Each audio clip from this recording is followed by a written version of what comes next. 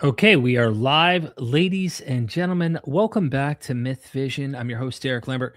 We're going to be reviewing Paulogia's video that he did. And, I was sleeping on this one. I started it and I was like, okay, this is going to be like maybe the standard Paulogia video. I tend to like listening to Paulogia videos when I'm eating breakfast in the morning. It's entertaining. He has a sense of humor. He also is bringing in the scholarship. And I'm thinking to myself, okay, it's another good day. We got a Paulogia video. They're fun to watch. But this one went into the weeds. And he gives you a fair warning in the video. And I'm going to warn you now, there is no way I'm reviewing this entire video. I'm not going to review it today. In fact, out of respect for him, I think it's only fair that if we do review it, we're going to review maybe a chunk of it. Maybe we'll come back and revisit it because he deserves all the shine and light. He's done hard work on this video. There are so many scholars that he names in this video that have been on our channel that I've name dropped in content that I've done as well. It feels good. Pat myself on the back to see that I'm not alone, and you kind of get vindicated on recognizing how serious critical scholarship is and why everyone needs to take critical scholarship seriously, because you can see the difference in how apologetics operates and how critical scholarship looks at this stuff like they would any other material. Thank you so much for being here. Please like the video. Please hit the heart and everything. I want to say up front to this. I clashed pretty heavy with inspiring philosophy back in the day. Me and Michael Jones hit it off hard. We went down a Dionysus route. I started talking about water into wine. He started talking about it's not water into wine. It's, tasting like water. We're talking about Pliny the Elder's primary source. I was quoting various scholars that talk about the Gospel of John, the wine miracle, and we started calling each other's names. All sorts of crap happened, right? I apologized. He apologized. We made up. We're cool, okay? That doesn't mean we have to agree. He knows that. We don't have to agree. I think that apologetics works overtime for a conclusion they already have in order to try and defend it, whereas critical scholarship can grant things and then also say, nope, sorry, this seems problematic, and here's why the evidence seems to point in this direction. So I ask you up front, first of all, to understand, this is not me to try and terrorize inspiring philosophy. This is not me to try and, do anything to hurt people. This is me simply telling you what I've been doing for years now, and I think it's only fair that we can highlight the scholarship that we do. Okay. Baron, good to see you. Wordless, good to see you. Chapel says it was very dense. It was very dense, and I was impressed, to say the least. I was impressed.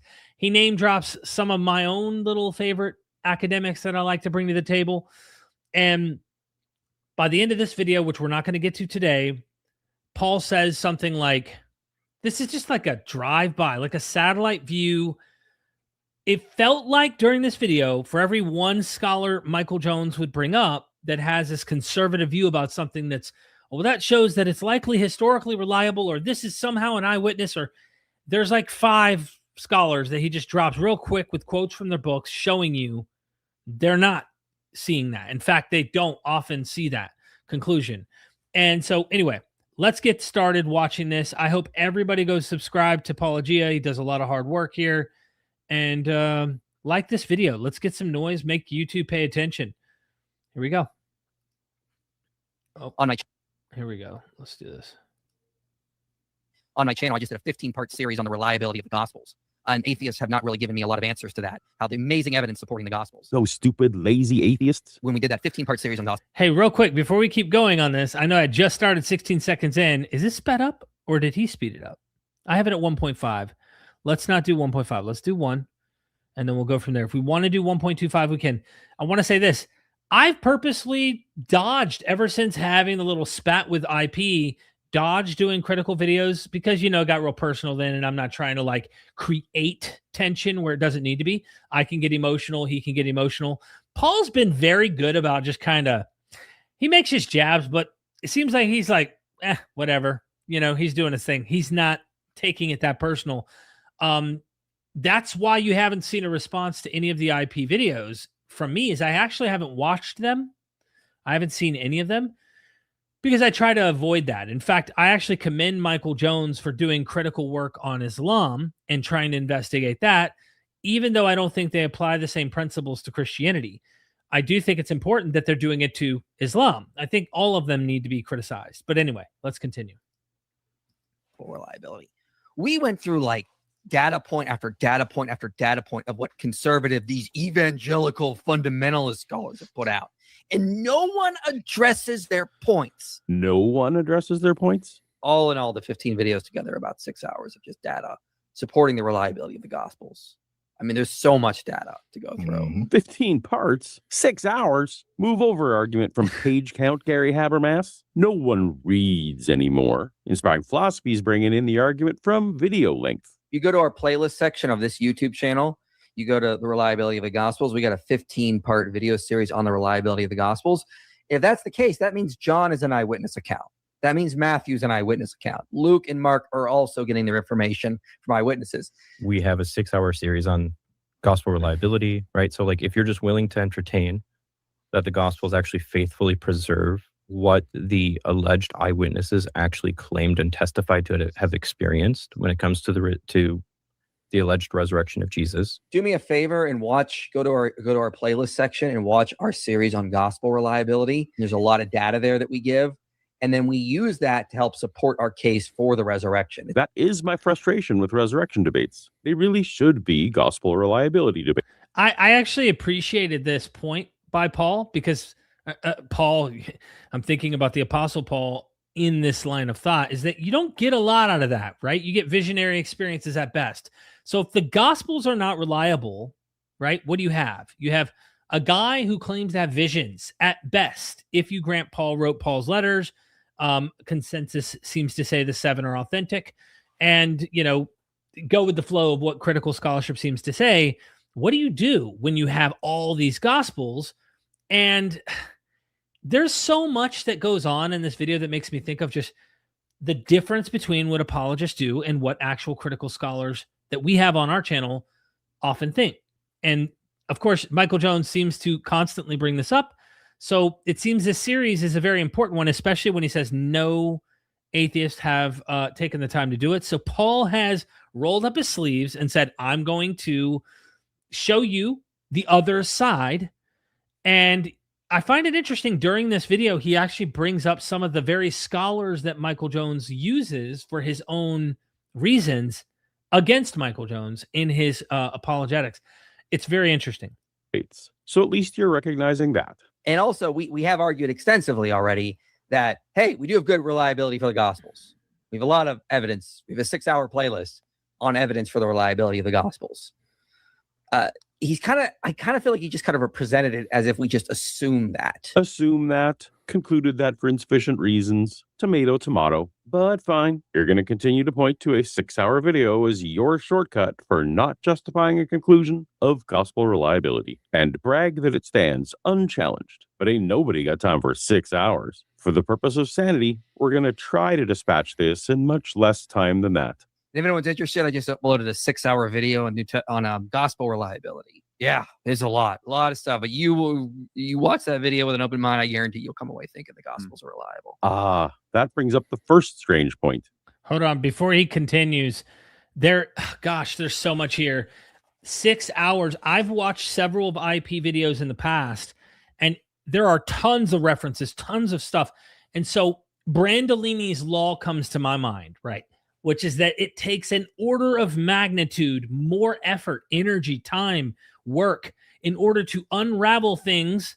I think he uses the word bullshit, but unravel things that you think are false than it does to produce them. And so that's not to even say that what he might be saying is just BS. It might be just scholars that might be people we would disagree with or think are coming up with conservative answers that don't seem to match the evidence or aren't really painting the whole picture.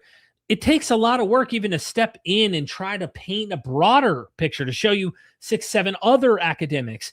There's a lot in here that Paul does. And I thought to myself, how long did he spend coming up with all these sources and figuring a lot of this material out in response to IP? He had to have had some serious time and effort. So total kudos. Of course, I pinned his video and put in the description of the original video.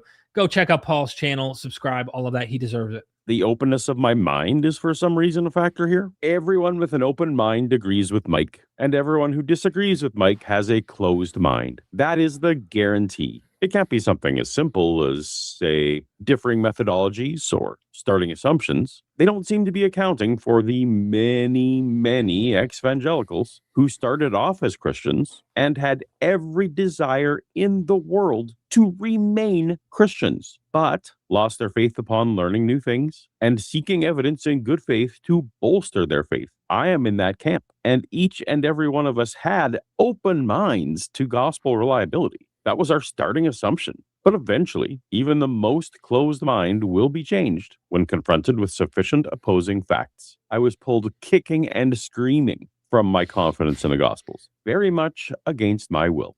Real quick before he goes further, I was never, even when I went through phases of like getting away from Jesus or whatever, I can't recall a time in my life before deconverting where I thought maybe the Bible is bunk, maybe the Gospels aren't as reliable as I thought they were. There wasn't a time in my whole life. I was always brought up in a Christian environment. So even outside of me being a devout Christian before converting and getting seriously involved, I never once thought that it wasn't true, or it's not like I questioned their reliability. I had no reference points to work with. I didn't even know that there were legitimate bona fide scholars who take this stuff to task. All I knew is those God-hating people, those non-religious, atheistic, non-Christian, evil, pagan, whatever you want to call them, people who did not believe in Jesus or did not believe in Christianity. They did, but they did not have the evidence on their side. They did not have facts. They did not actually have real historical methodology that showed why we should doubt or question the things I was being told as a Christian. And I think Paul probably experienced the same thing. I can't speak for him on his behalf for that, but I think most of us, when we were raised in a Christian environment and whatnot, believed that. And it was once I started getting introduced to critical scholars, then I realized, hold on, all of these people who are no longer Christians, when they go to debunk or argue against Christianity, they try to go down either a philosophy route or they come up with like really easy, low-hanging fruit verses. Oh, Yahweh got beat by chariots, or look at the genocide, or like easy things that are moral issues. I get it, which is in the vein of philosophy and ethics and all. But I wish more nerded out like me and Paul do on this stuff, because once you know this stuff, confidence level in terms of the problems we see goes up. You know more. May think from Mike's title, Are the Gospels Historically Reliable?, that he is accepting the burden of proof to make the positive case for reliability. Unfortunately, the video he actually made is, you can't prove that the Gospels are unreliable, so I can just keep assuming that they are reliable. Most of his chapters open with a preamble about an area where mainstream scholarship doubts the Gospels, but poses a weak question in response. What if mainstream scholarship is wrong? But is there any reason to think that what is recorded in the Gospels could be accurate memories of Jesus?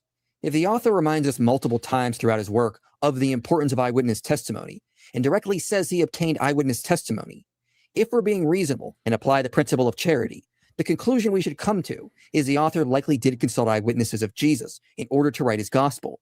Luke should be considered innocent until proven guilty. Often, the principle of charity is used in the sense of attempting to steelman your interlocutor rather than strawmanning them, something I definitely endorse, but that's not the sense Mike is using it here. This is a question of burden of proof when it comes to ancient documents. Here, principle of charity would be ancient sources should be generally treated as truthful or at least sincere, unless there is a positive reason to distrust them. This is a position originally advocated by the likes of Thomas Reed and C.A. Crotty. The opposite view is sometimes called methodological skepticism or critical historiography, which advocates ancient claims are not automatically trustworthy and must earn credibility through independent corroboration, contextual plausibility, source criticism, and analysis of motive and genre. Now, I spent most of my life in that first camp with Mike, but at one point it occurred to me that if Christianity was indeed the unequivocal truth, that it should obviously be able to stand up to these skeptical criteria. God has nothing to fear from truth, right? So I set out to demonstrate to myself that the Gospels were true without first assuming they're true. And that is still the philosophical stance that I take towards the Gospels, or anything really. If Mike is personally content proving the Gospel to the lowest possible bar, if there is just one chance in a million that this is true, it's worth believing. Far from raising the bar or the epistemic standard that Christianity must meet to be believed, I lower it. That's his choice. But I would think something as important as the evidence for the resurrection of the Son of God should be able to clear the most rigorous burden of proof, not merely a case for the maximally credulous. And I should note, to preempt some comments, yes, any story that contains miraculous and supernatural events is giving the positive reason to distrust it that Mike speaks of. That's not a naturalistic bias. Even when I was at my most committed Christian self, fully convinced that the devil was actively scheming in my life personally, I understood that miracle claims were outside the range of trust me, bro. While the style can be a little dry, the video we're responding to leans very heavily on quotations from papers and books from scholars. I will be forgoing some of my usual visual tomfoolery and casual explanations in order to mirror this style so that scholarship will be met with scholarship. And surprisingly often, I'll be quoting the same books. We got a super duper real quick here, ladies and gentlemen. Thank you so much for that super chat. Ian T372, thank you so much, Ian, for the super chat. The Gospels are definitely reliable, not just because they say what they say, but because these are accounts transcribed over years by multiple people. How else would they all be the same? So, Ian, appreciate you for the super chat, my friend. So I disagree. The Gospels are reliable. I guess it depends on what you mean by reliable. If that means that what they're depicting as far as events are described there, I'm not buying it. And I'll tell you another thing. So you said not just because they say what they say, which for me, based on what they say, makes me think I question the reliability of these, but because their accounts transcribed over years by multiple people. This goes into some of the stuff that Paulogia is going to talk about today.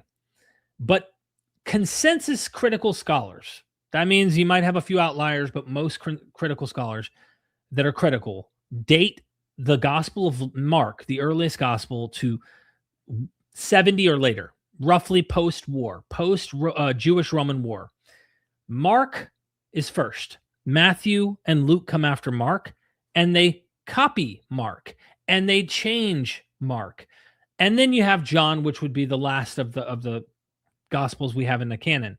The reason why you're saying they seem the same, and I think that they look the same, is because they're using each other. They're building on Mark.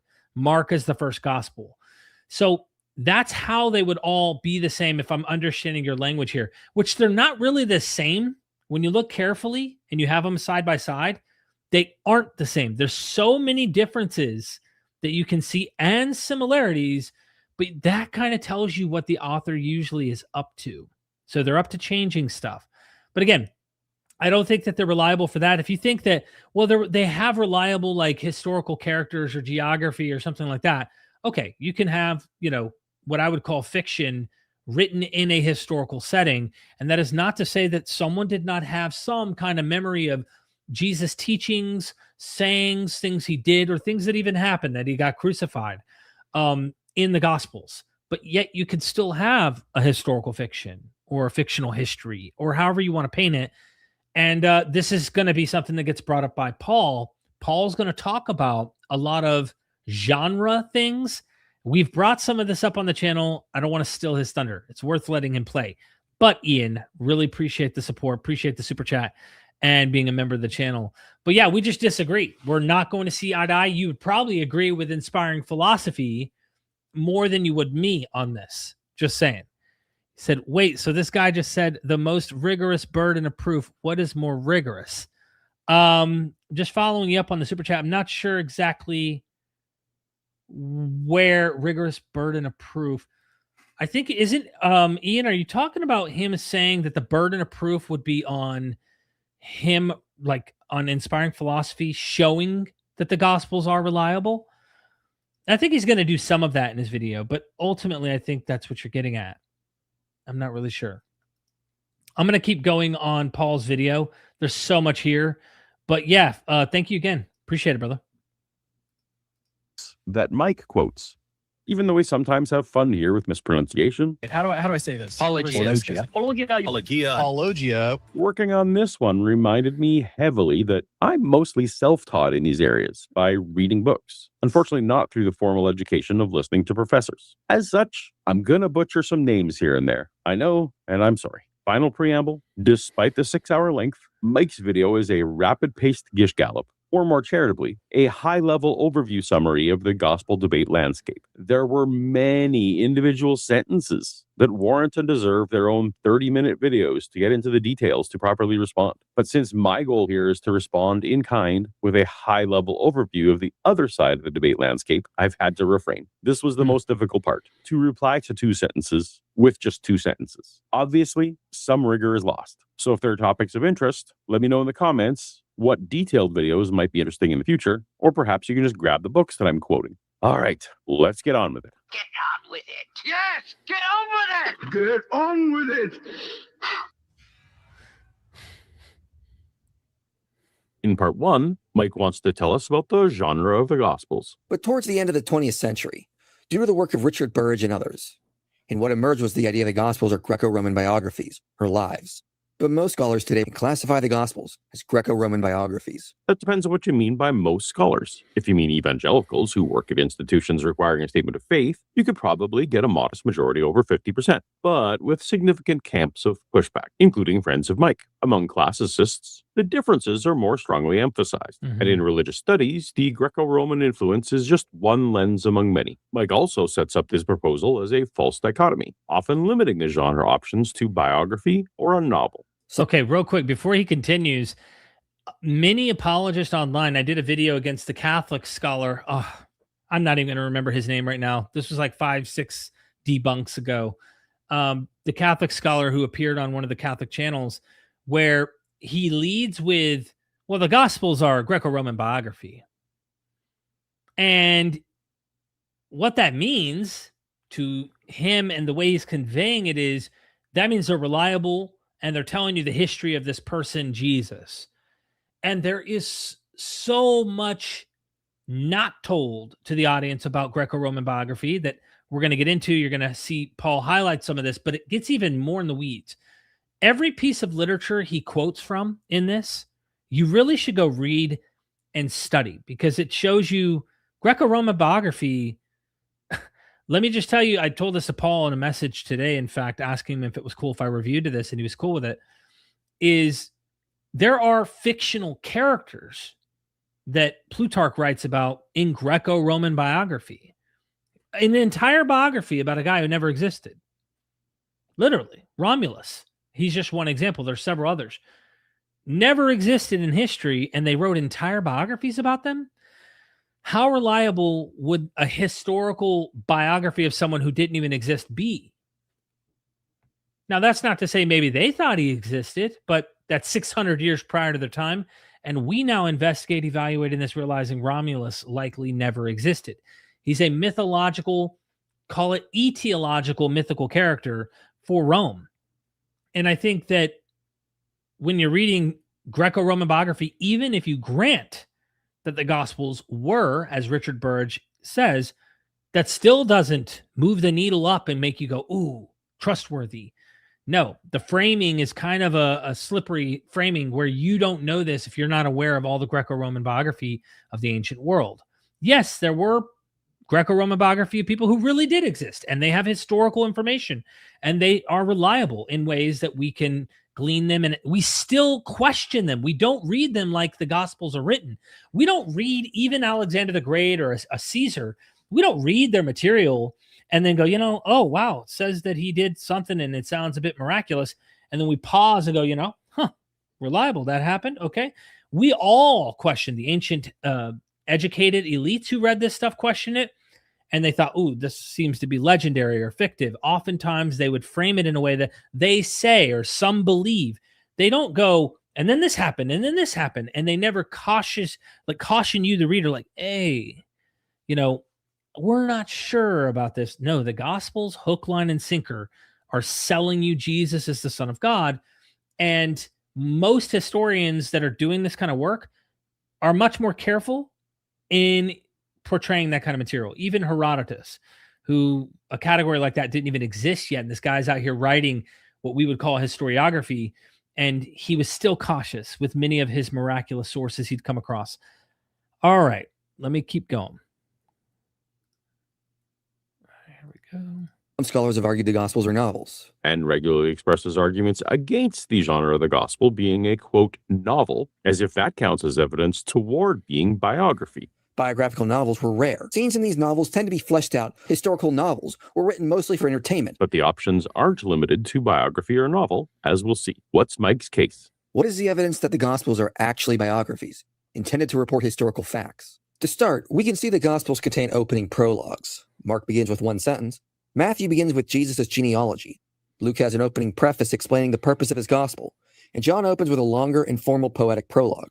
These various openings reflect the range of possibilities we see in ancient biographies. That Burge was able to find for each gospel two vague parallels among Greco-Roman biographies doesn't remove dissimilarities or erase the closer parallels to other genres. Scholars are unimpressed. For Mark, Helen Bond says Mark's lack of preface and lack of authoritative voice would have struck Greco-Roman readers as unusual and perhaps a bit unsettling. Lucian, who Mike includes in his list, derided histories without preface as bodies without heads. Bond finds Mark's abrupt Did you hear that? opening to be most consistent with Jewish scriptures, like the prophets or proverbs. David Litwa and Christian apologist Mike Licona, whom Mike cites in this video, are among those who point out that Matthew's genealogy is highly selective in order to use symbolic groupings of 14, the numerical value for David. This is to serve a theological point about messianic identity, not reporting precisely, distancing it from biological nobility tables of Greco-Roman biography. Loveday Alexander's analysis reveals that Luke's prologue actually bears the closest resemblance to Greek scientific and technical manuals, not biographical prefaces, an argument Mike will later embrace, for authorship. Andrew Pitts observes that Luke's preface is unlike biographies and that Jesus is completely absent. And the author himself announces a narrative of events, which was a distinct genre from entity-driven biography. So real quick, and he's going to get into Hugo Mendez here. So much. Loveday Alexander. Let's come back to me for just a second here. Loveday Alexander. I talked to Daniel B. Glover, who's been like up to date in terms of arguing for the dating of Luke Acts. No one, as far as Daniel B. Glover's aware of, has done any overturning of what Loveday Alexander has shown for the preface of Luke Acts. He's convinced that this is like the latest, greatest. Loveday Alexander is no longer alive, but they wrote an amazing book on this. And this is an important point. And when I talk to Richard Miller, I could give him a call right now on the phone. He might pick up and be like, hey, man, what are some of the problems right now off the top of your head about this idea that the four Gospels are Greco-Roman biography? And one of the, it's not that they can't go away from this template, but one of the major things they do is a biography is often cradle to grave. So you'll notice Matthew may be a biography. It has him from birth to death, and of course, and beyond. Luke has at least a birth, but it has a strange preface prior. So it's potentially in the vein of biography, but then Acts is doing something different. And you go to like experts who wrote the Hermeneia commentary on Acts, and they're going to talk about novelistic genre issues. There's a ton of debate. The point is, there's a ton of debate. And I even talked to, not long ago, on the phone, Steve Mason, who wrote the books here, Josephus in the New Testament, and he highlights in our conversation, he said, Derek, honestly, I'm kind of sick and tired of these genre debates that people have. These are anachronistic issues that scholars constantly put in categories because we like to organize stuff and put them in categories, but having a fixed category by which an author must work within and how they must operate is anachronistic. That is not how ancient authors often work. They would blend in things, novelistic elements, fictional motifs, historiography. They can do whatever they want, and you don't have to put it in a box and say this must fit within this category in order for you to understand that. That means we can use these labels to identify markers, but we shouldn't try to put them into the hole and say this must fit. Mark doesn't have a cradle scene. The birth is more of a, God is adopting Jesus at his baptism as a full-grown man. There's no baby. There's no infancy narrative. So there is no, on average, what a typical biography would look like in the ancient world, where you might have from the cradle to the grave. And this raises at least eyebrows to some scholars, and they go, maybe it isn't what we think, and maybe it doesn't fit nicely into this specific package that a lot of us want. Anyway, I know it sounds like a lot of like genre this, genre that, and why does this matter? But for those on the critical scholarly side, it doesn't matter at all. They could be Greco-Roman biography. No problem. It matters when these need to be historically reliable, and they need to be depicting what actually happened for the apologist. Because what happens if these aren't reliable, or they're not telling you literal biography, meaning history of what actually occurred, which I've already shown you and said they have Plutarch writing a biography and Greco-Roman biography of a guy who never even existed. It does not do anything about reliability, talking about Romulus, but they use it, and they kind of like to show that this means it's trustworthy. This means these things happened. I raise serious red flags on that, and so lots of scholars have as well. All right. Sorry for the ramble, but necessary, because that is what I see constantly weaponized online, is that if it's Greco-Roman biography, you guys can bank on it being more reliable.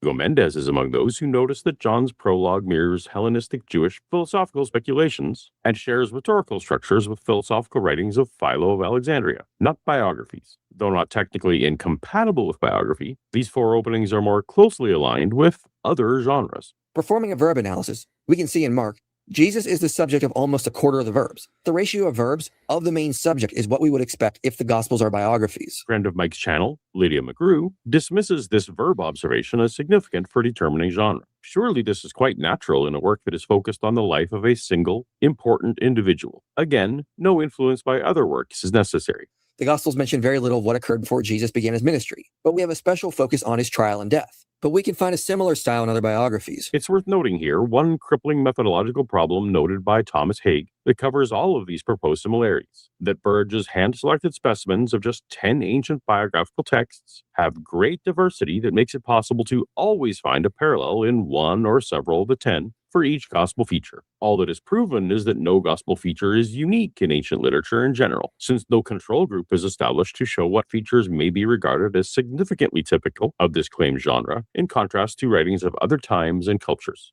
Real quick, we got another super duper in the house. Thank you so much. John McDonald, 2112 here, 2112. Thank you so much. Satire 2. The trial of Jesus is ridiculous on many Jewish tradition points, meaning meeting on Passover Eve.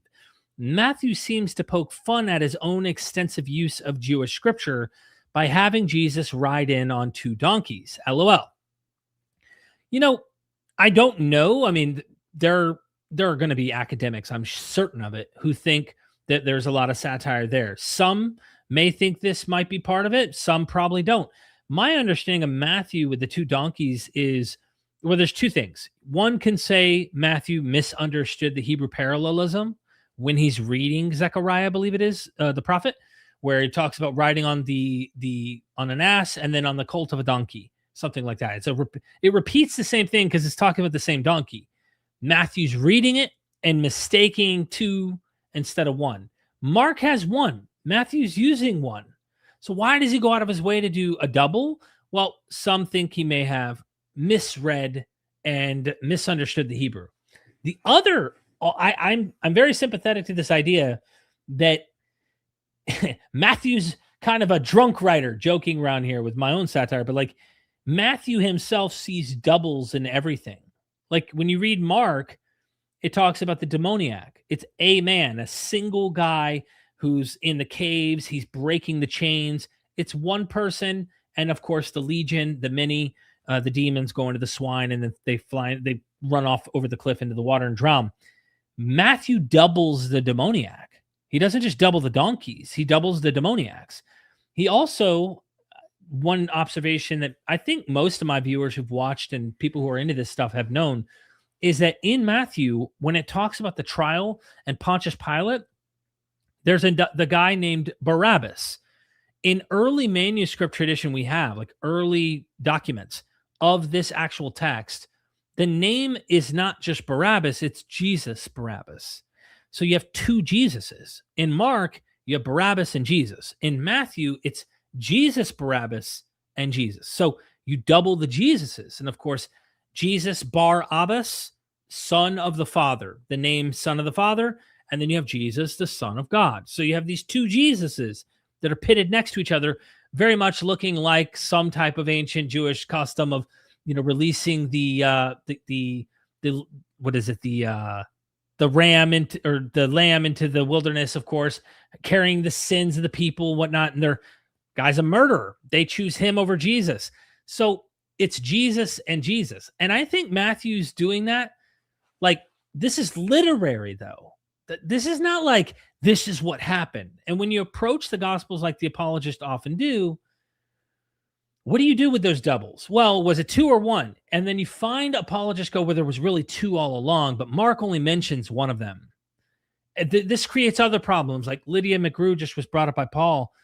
And when you're listening to Lydia and them, I've heard through the grapevine, I haven't heard it from their mouth, but it wouldn't shock me, is Jesus in the last week of his life in the synoptics cleanses the temple. In John, it's at the beginning of the ministry. He cleanses the temple. We find an interesting observation in Achilles, not in Achilles Tatius, but in the Diatessaron, Tatian's Diatessaron, which I need to get on James Barker to discuss this further. In Tatian's Diatessaron, he places the cleansing of the temple, instead of doing it twice and saying it was at the beginning of the ministry and at the end, like modern apologists tend to say, maybe he cleansed it twice. Because Mark has it at the end of his ministry and Matthew and John has it at the beginning. Jesus cleansed the temple twice. They're forced to be this way because they think it had to have happened. We got to make sense of it historically. And it's like, they're stories. Like, I'm not losing sleep at night worrying about what really happened here or didn't happen. That seems to be the apologist nightmare. But Tatian, you know what he does? He doesn't put it at the beginning of the ministry. And he doesn't put it at the end of the ministry. He puts it in the middle. And of course, he suspects there's a 3-year ministry. So at the beginning, at the end, he just puts it in the middle, which means Tatian's reconstruction of the 4 Gospels, by making them one gospel, he actually made his own gospel that is contrary to the other Gospels. He's harmonizing the 4 Gospels the best he can. And in doing so, he's making something that didn't happen in any of them. That's what happens when you're forced to harmonize Mark, Matthew, Luke, and John. Okay. Thank you, John. I don't know. There's probably some scholars who think that there's, this is satiric and specifically that it's humorous in some way or it's doing some poking fun at. It wouldn't shock me. I mean, it just depends on who's reading it because I'll have a scholar come on and say Matthew's very Jewish. Matthew's gospel is very Jewish, seems to be like very lenient to the Jewish ideas and understandings. And then I'll have someone like Rabbi Tovia Singer on, who actually is a Jew, Orthodox Jew, and he'll say, Matthew's like one of the biggest anti-Jewish texts in the New Testament. I'm like, anti-Jewish? How? So whoever's reading this is going to have like a different observation on the material. And one of the reasons he says that, for example, is that when the wise men come to Herod, the king of the Jews, and they're looking for the Messiah, and he's trying to already plot, like he doesn't know where he is, but he's also trying to plot on killing the Messiah, like he wants to kill him. It makes the Jews look bad, is his point. And he's like, no Jew's going to write this, right? This is his view. Thank you again for that. Let's continue. Any super chats, feel free to send them in. I could use the support, but let us see what Paul continues to say. In terms of spatial allocation, Haig and others found this to be a major point of disanalogy. The coverage of just the last year in the life of the biography, with few openings backwards, is very unorthodox. And to the extent some exemplars can be found, Mike's friend Lydia notes that the gospel writer's theological belief provides plenty of reason for the evangelist to spend a lot of time on the story of Jesus' passion and death without any need for literary influences. Burge also shows the Gospels match other biographies in external and internal features. Starting with external features, we see the Gospels are written in a continuous prose narrative. Andrew Pitts criticizes Burge's whole list here as struggling to make meaningful distinctions. For example, continuous prose narrative is applicable to many instances of Greek narrative, not exclusively to biographies. In terms of size, Matthew and Luke match the size of Plutarch's longest life. Yeah, so real quick, so now they're talking about size-wise, but how much literature, this is a good question I haven't asked, how much literature outside of Greco-Roman biography is written in prose? I wouldn't be shocked if even novels, let me see, how much material around the 1st century BCE to the 1st century CE is written in. Now, this is just one. I'm sure it's a cumulative case that Mike is proposing. But either way, it's like if you can collect a bunch of stuff that I could find is relevant to other genres other than Greco-Roman, then what's the point here? Like, it seems like there's a desperate need for this to be Greco-Roman biography for apologists, and that's why I'm like, So let's see, how much material around the 1st century BCE to the 1st century CE is written in prose that isn't Greco-Roman biography or bio? Let's see. I just want to see if ChatGPT even has an idea off the top of its head. Sometimes it's good. If it mentions any quotes, any primary sources and stuff, go check it out for yourself. But let's just see if it has anything to add to that. And just a lot, if someone says the Gospels are prose, therefore they must be Greco-Roman biography, that is way too narrow. And I'm not saying that's what Michael's doing. He's cumulatively building a case here, probably based on Burrage's book. Around the 1st century BCE to 1st century CE, prose was everywhere. And Greco-Roman biography was only one prose genre among many. The period is full of prose works that are historical, apologetic, philosophical, rhetorical, exegetical, novelistic, ethnographic, technical, epistolary, and sectarian. So the literary world around the New Testament was not simply poetry or biography. It was a crowded prose marketplace. Biography was one option, but it was so were historiography, romance, philosophical discourse, Jewish scriptural exposition, apologetic history, rhetoric, letters, technical treatises, and sectarian religious instructions. There's a ton. There's a ton, from complete fiction to the most bona fide history, of course, is written in prose. So that doesn't really move the needle at all. I don't get why that would even be necessary. Anyway. Oh, is she alive? Really? I thought there was a book recently where it was like in honor of, and I read that and thought, okay, maybe she's passed away. I apologize if she sees this or ever comes across this. Or interesting. The other week you saw, fascinating. Okay. I am so sorry. I thought that they had passed away because I was reading one of the current scholarly books that is in honor of her. So I thought, okay, maybe this is like, rest in peace, remember her. She's a legend, you know what I mean? And this is to her. So good to know. Maybe I get her on. Maybe we talked to her because she's a classicist. She's not a Bible scholar in the sense that that's her thing. And I'd love to actually, get her on the channel and do an interview. Thank you for chiming in and correcting me on that, because that would suck to keep repeating that. Thank you. Thank you for the super chat. Is it Gatorine or Gatorine Insomniac? Derek, you're a credit to the community. Thanks for your tireless work on behalf of other deconverts. Well, thank you so much. I appreciate it. Look, my goal after falling in love with doing this material, here, I'll go full screen. After falling in love with doing this, I think it's just it's almost like a hobby where you get into realizing like, this is really cool, learning why humans did this to begin with. There's a lot that you can get into as you start studying it. But there's also a part of me that noticed in a lot of people who've left Christianity that I don't know, it feels easier to go down the philosophy route for a lot of people who've deconverted, or it's easier to point out moral or ethical issues with the Bible, like, really, this God is doing evil things, you believe that? No, we don't believe that. And then you can argue that with ex-Christian or with Christians or with other people as to why you're not a believer in that God, or you think that God's not worth believing in. What I'm doing is saying, if you investigate any higher educational scholarly route of learning, you're going to find that usually the top dogs in the arena are either liberal Christians or they're not Christians. Like, you don't usually find any conservative Christians, once you hit that higher educational arena, it's very rare that you're going to find someone struggling to be super conservative with their views about Bible.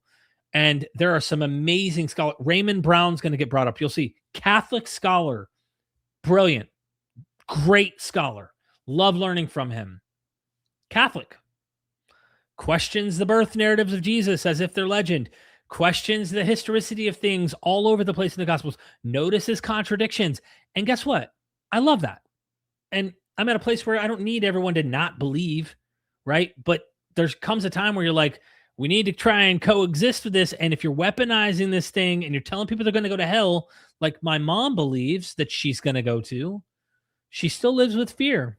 You know, I've been there. I've had dreams about it. I've, all through the teaching of what I was told, you're going to go to hell if you don't do this. All these things that we were kind of indoctrinated, told.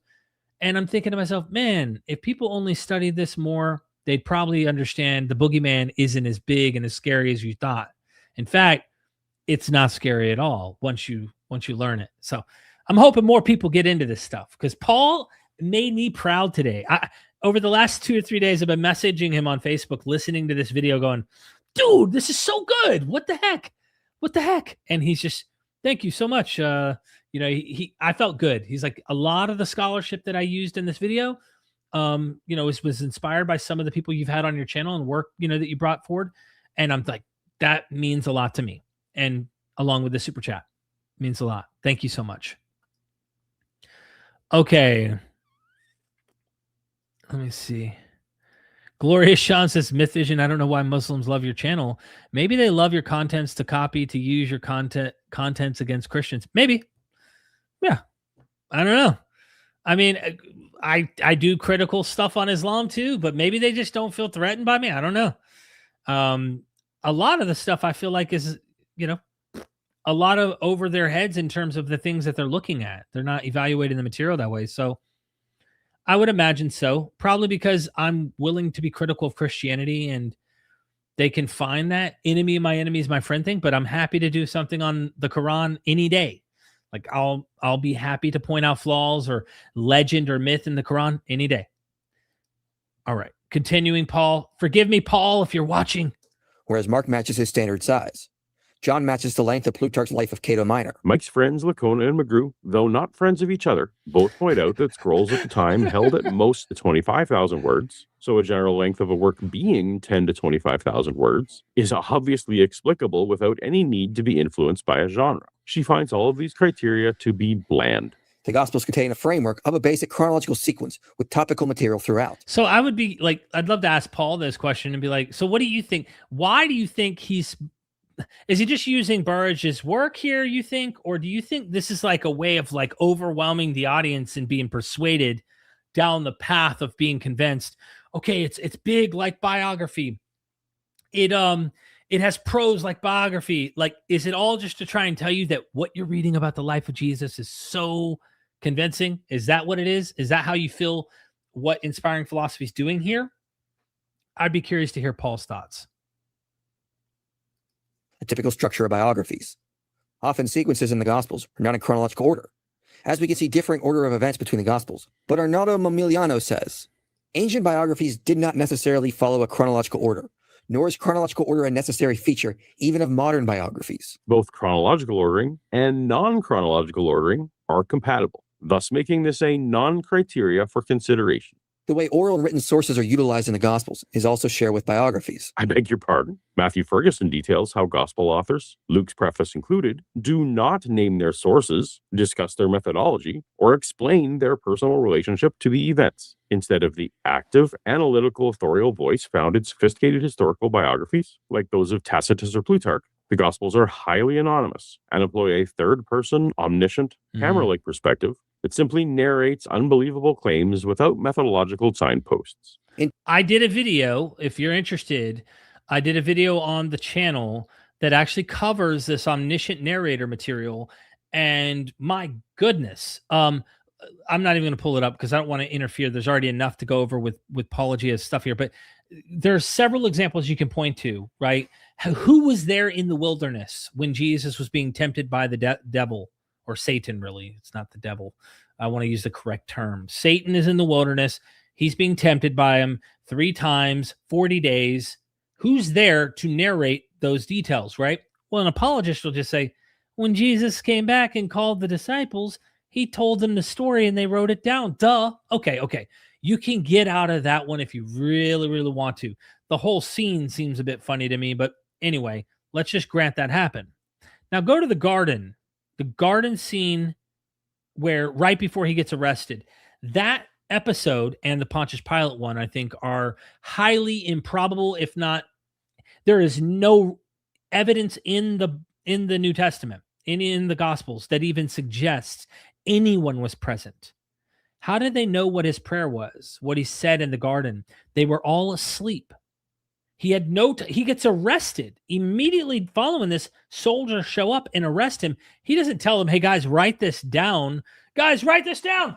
Write it down. Hey, make sure you write down in the gospel later on. No, he doesn't do that. It literally knows everything without doubt because it's an omniscient narrator. A fictive author, like you would see in a movie when you're watching a movie, you know things the character in the movie doesn't know, or you see things that no one was there to actually record, okay? That happens not only in the garden, but it happens when Pontius Pilate is having his discussions in private with Jesus.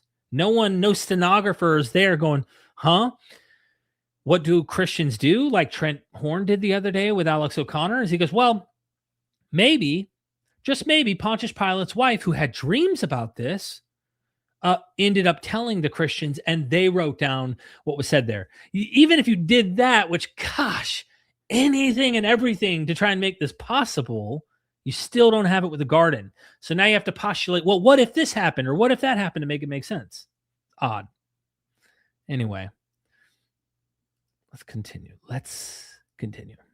Internally, the Gospels also share general features with biographies. By general structures, Mike means parallels can be found to some biographies in ways where the opposite characteristics are also found, making such observations unhelpful. The Gospels were written in the style of Koine Greek, which was a simpler form of Greek common to the 1st century. Scholar Feem Perkins writes, Roman biographies were addressed to a social and literary elite, which may explain why the Gospels, addressed to a much broader audience, do not match them very closely. So when we look at the data, the Gospels overwhelmingly conform to the genre of Greco-Roman biographies. Overwhelmingly? So many scholars disagree with Burridge's methodology and conclusions. More Sieback size, it is difficult to know how anyone in the ancient world would recognize the Greco-Roman biography genre, or a text in that genre category at all, according to Burridge's model. This is because his list is populated by fuzzy features that make it too imprecise to function as a standard. And surely this is a case in which, using the words of John Swales, a family resemblance theory can make anything resemble anything.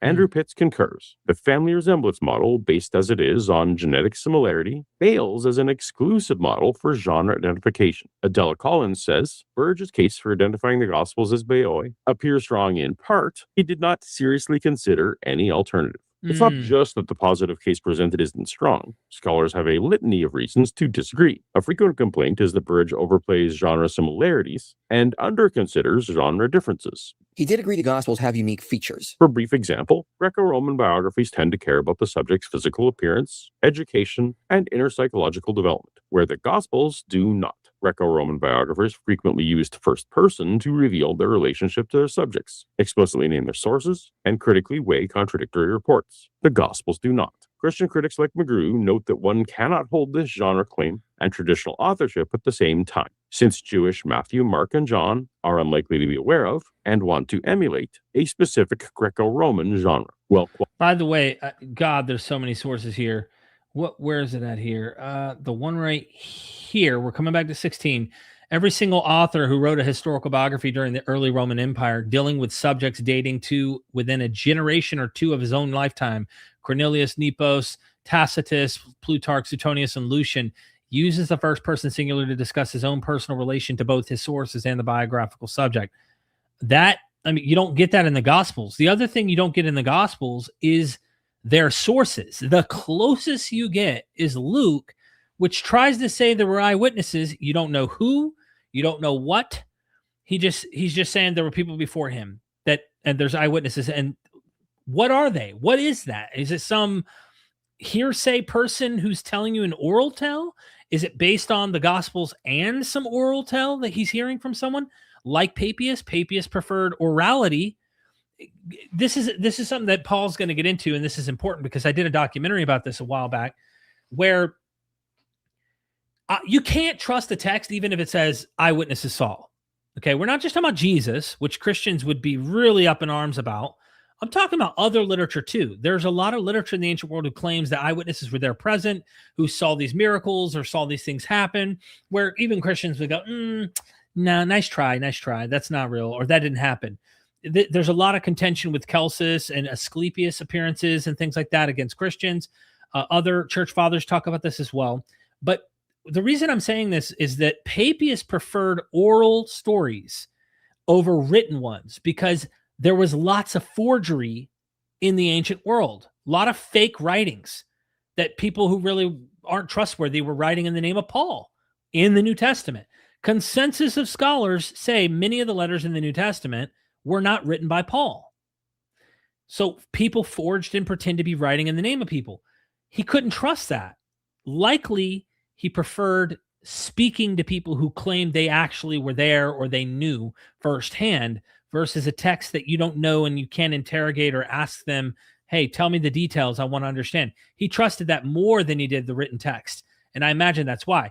But anyway, the Gospels don't go out of their way to give you any like real baggage of historiography, like, hey, this is where, and this is my source, and this is how. No, the best they do is it is written, and then they botch some kind of mismatch quote, a composite quotation from several prophets saying it's one prophet, but it ends up being not that prophet, or it ends up being partly that prophet and another prophet, or there's all sorts of stuff that goes on, but it's definitely not meticulous like other historiography. All right, continuing. Get back to 16.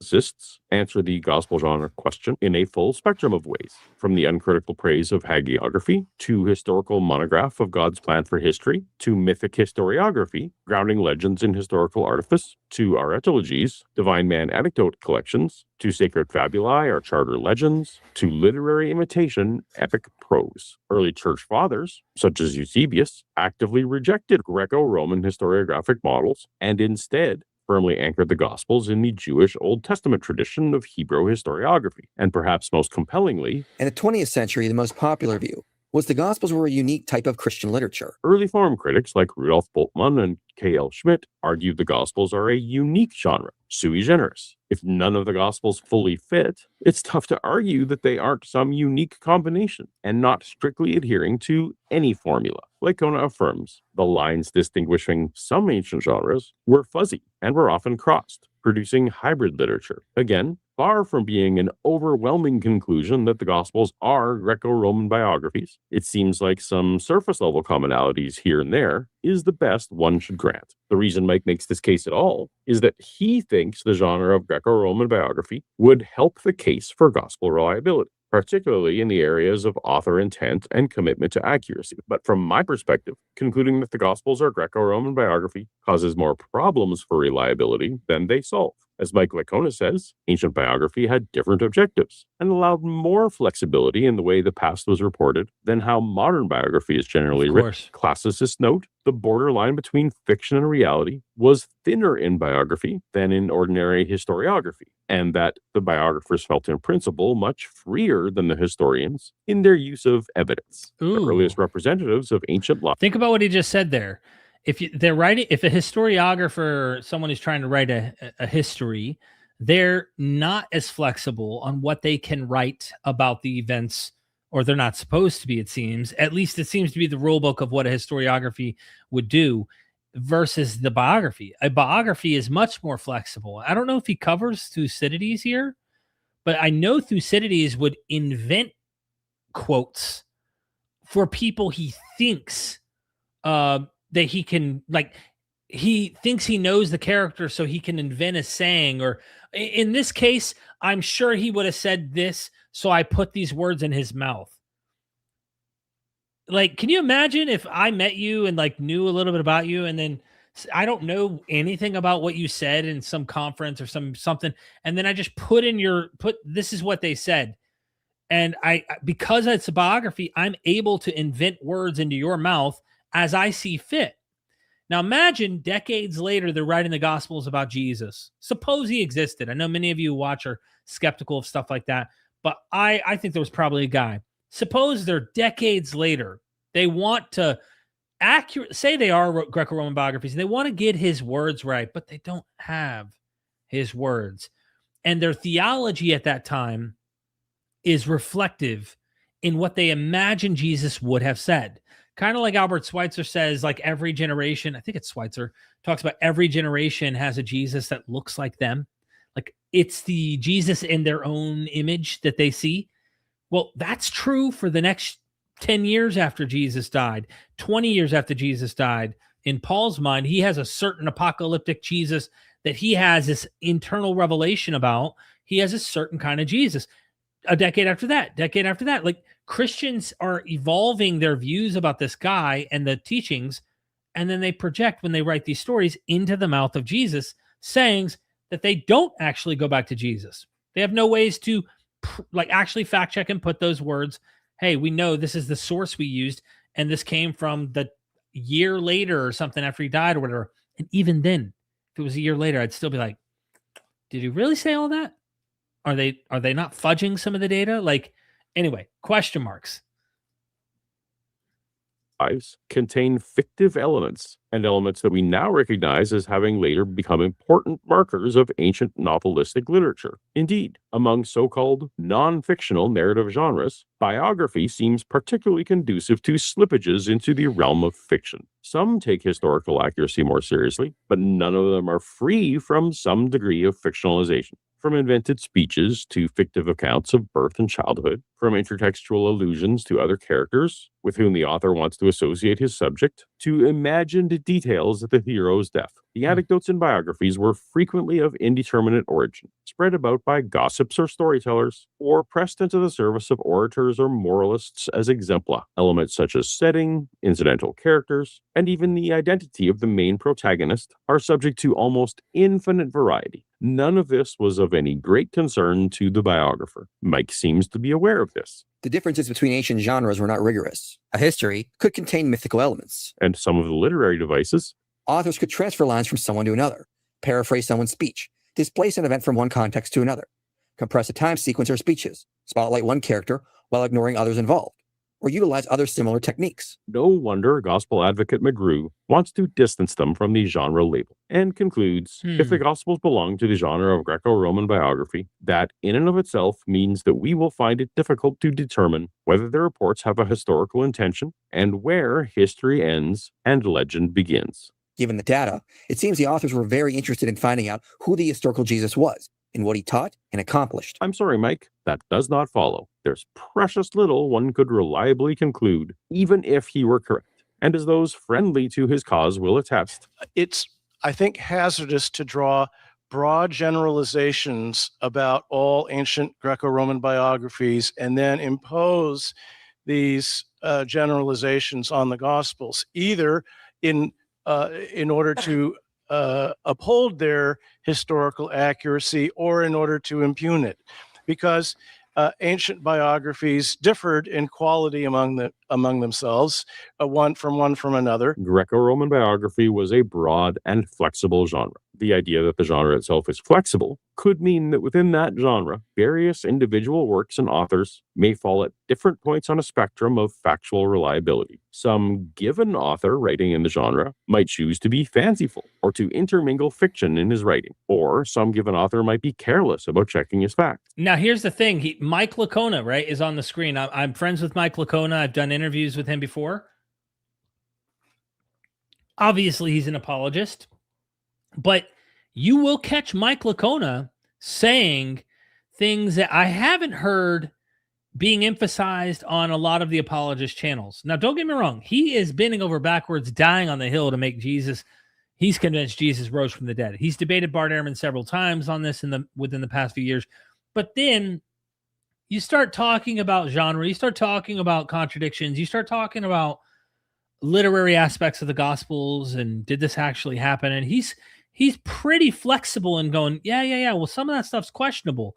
Like, he knows that sincere scholarly observations like this are the most obvious conclusion. So he's willing to play with those, but then he still has his faith and his beliefs that Jesus rose again from the dead. And he's trying to negotiate that, make both of them seem to be what works. And then he has dialogues with Del Cialison Jr. The latest book Del had was Interpreting Jesus here. And him and Del's even more flexible and yet still has faith. Del's really flexible, actually. And he realizes like so much. I mean, like so much is invented in the Gospels using scripture, typography, he calls it. It's a fun observation to see. But seeing Paul use conservative kind of scholars that are apologists in the mix is like, when can we get all the apologist guys that are online to start toting this line and accepting contradictions or problems or things like that? When can we get them to do that? That would be great. I think we'd have less tension at the end of the day if we all just started seeing this is what the text have. Instead, we see people defending things like, no, there were 2 cleansing of the temples, or like dying on the hill of trying to make everything in it fit and not be a problem for the text. It's sacred ground, and it's a hill that they must die on. Use poor sources, or have a bad memory. But some other author, as far as we could tell, could be extremely scrupulous and knowledgeable. This is a major reason why genre identification is not very informative. And from the same book from Keener that Mike has been quoting throughout, genres are useful for classifying similar works. They are not templates to which the writers must adhere. That is, they're descriptive rather than prescriptive, an observation that immediately limits the degree to which we can project our expectations onto a given work, including any of the Gospels. And the many variables already noted preclude us from using the Gospel genre to pronounce decisions on the historical authenticity of all the reports a priori. Such an approach would run far beyond the evidence. That was all one video. In part 2, Mike broadly explores authorship of the 4 canonical Gospels. I'd rather everyone watch my Who Really Wrote the Gospels video, but here we are. The 4 Gospels are attributed to Matthew, Mark, Luke, and John. But many argue the Gospels were originally anonymous, and the names were only added later to give them more authority. But is this accurate? In the 1st century, were the Gospels entirely anonymous, and only when they were criticized did 2nd century Christians add names to give them more authority? Yes, and it will help us cut to the chase to present a brief version of the best case for this up front, since Mike will not be presenting the reasons against his view. First, the important date to keep in mind for this whole discussion is 180 AD, or 180 CE. That is the year Church Father Irenaeus gives us our earliest extant attestation that the canonical Gospels we have were written by Matthew, Mark, Luke, and John. At no point will Mike cite an earlier source, because there are none. Second, throughout the century before, the Gospels were quoted and alluded to completely anonymously by early church figures like Ignatius, Polycarp, and the author of the Didache. Justin Martyr, writing around 150 AD in Rome, extensively quoted the texts, but referred to them only collectively as the memoirs of the apostles. Mike will not mention this. And third, a prerequisite for initial anonymity of writing. None of them internally mention an author, either in the preface or main body. Thus, the Gospels are, by definition, internally anonymous. So up until 150 AD, people were quoting the books, but giving no author names. By 180 AD, there are author names, an incredibly reasonable inference, and by my lights, the most reasonable inference, is that somewhere between 150 and 180 AD, someone attributed names to the Gospels. The rest of Mike's case is making excuses for these anchoring facts. Or are there good reasons to think the Gospel? I can already hear some people go, well, Papias talks about a Mark and Papias talks about Matthew. Yet, even when you analyze that, and I know Paul's going to get into some of that, I talked to like the world's Papias guy, just recently interviewed him. Off the top of my head, I cannot remember his name. In fact, I should pull it up. If you're interested in hearing what like one of the leading world's experts on Papias. I'm going to look up the name of this scholar for you real quick here, because it was a live stream actually. He says that Matthew, obviously the Matthew that he has isn't the Matthew we have, and that there are some scholars, he's not one of them, but there are some scholars who are Papias experts who aren't sure that the mark is even the mark we have, that it may be a different mark. What do you do when you have a different mark? That's right. It's his name is Dr. Stephen Carlson. I'll put the link in the chat if you're interested in like checking that out. Just save it, put it in your wherever. I'm posting that in the comments right now for you. So if you want to go check out this interview, we cover this in depth about Papias. It's goes in the weeds.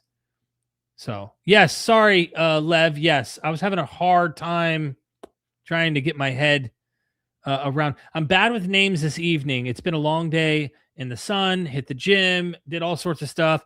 Was at a live. I did a Zoom meeting today. The last course Zoom meeting. James Tabor. We do courses at mvp-courses.com, and James Tabor, who did a Christianity Before Paul. He had his final lecture today, and it was on Marcion. And so it's been go. Thank you for being here. Honestly, I need someone like you in the chat more, like just helping me with names.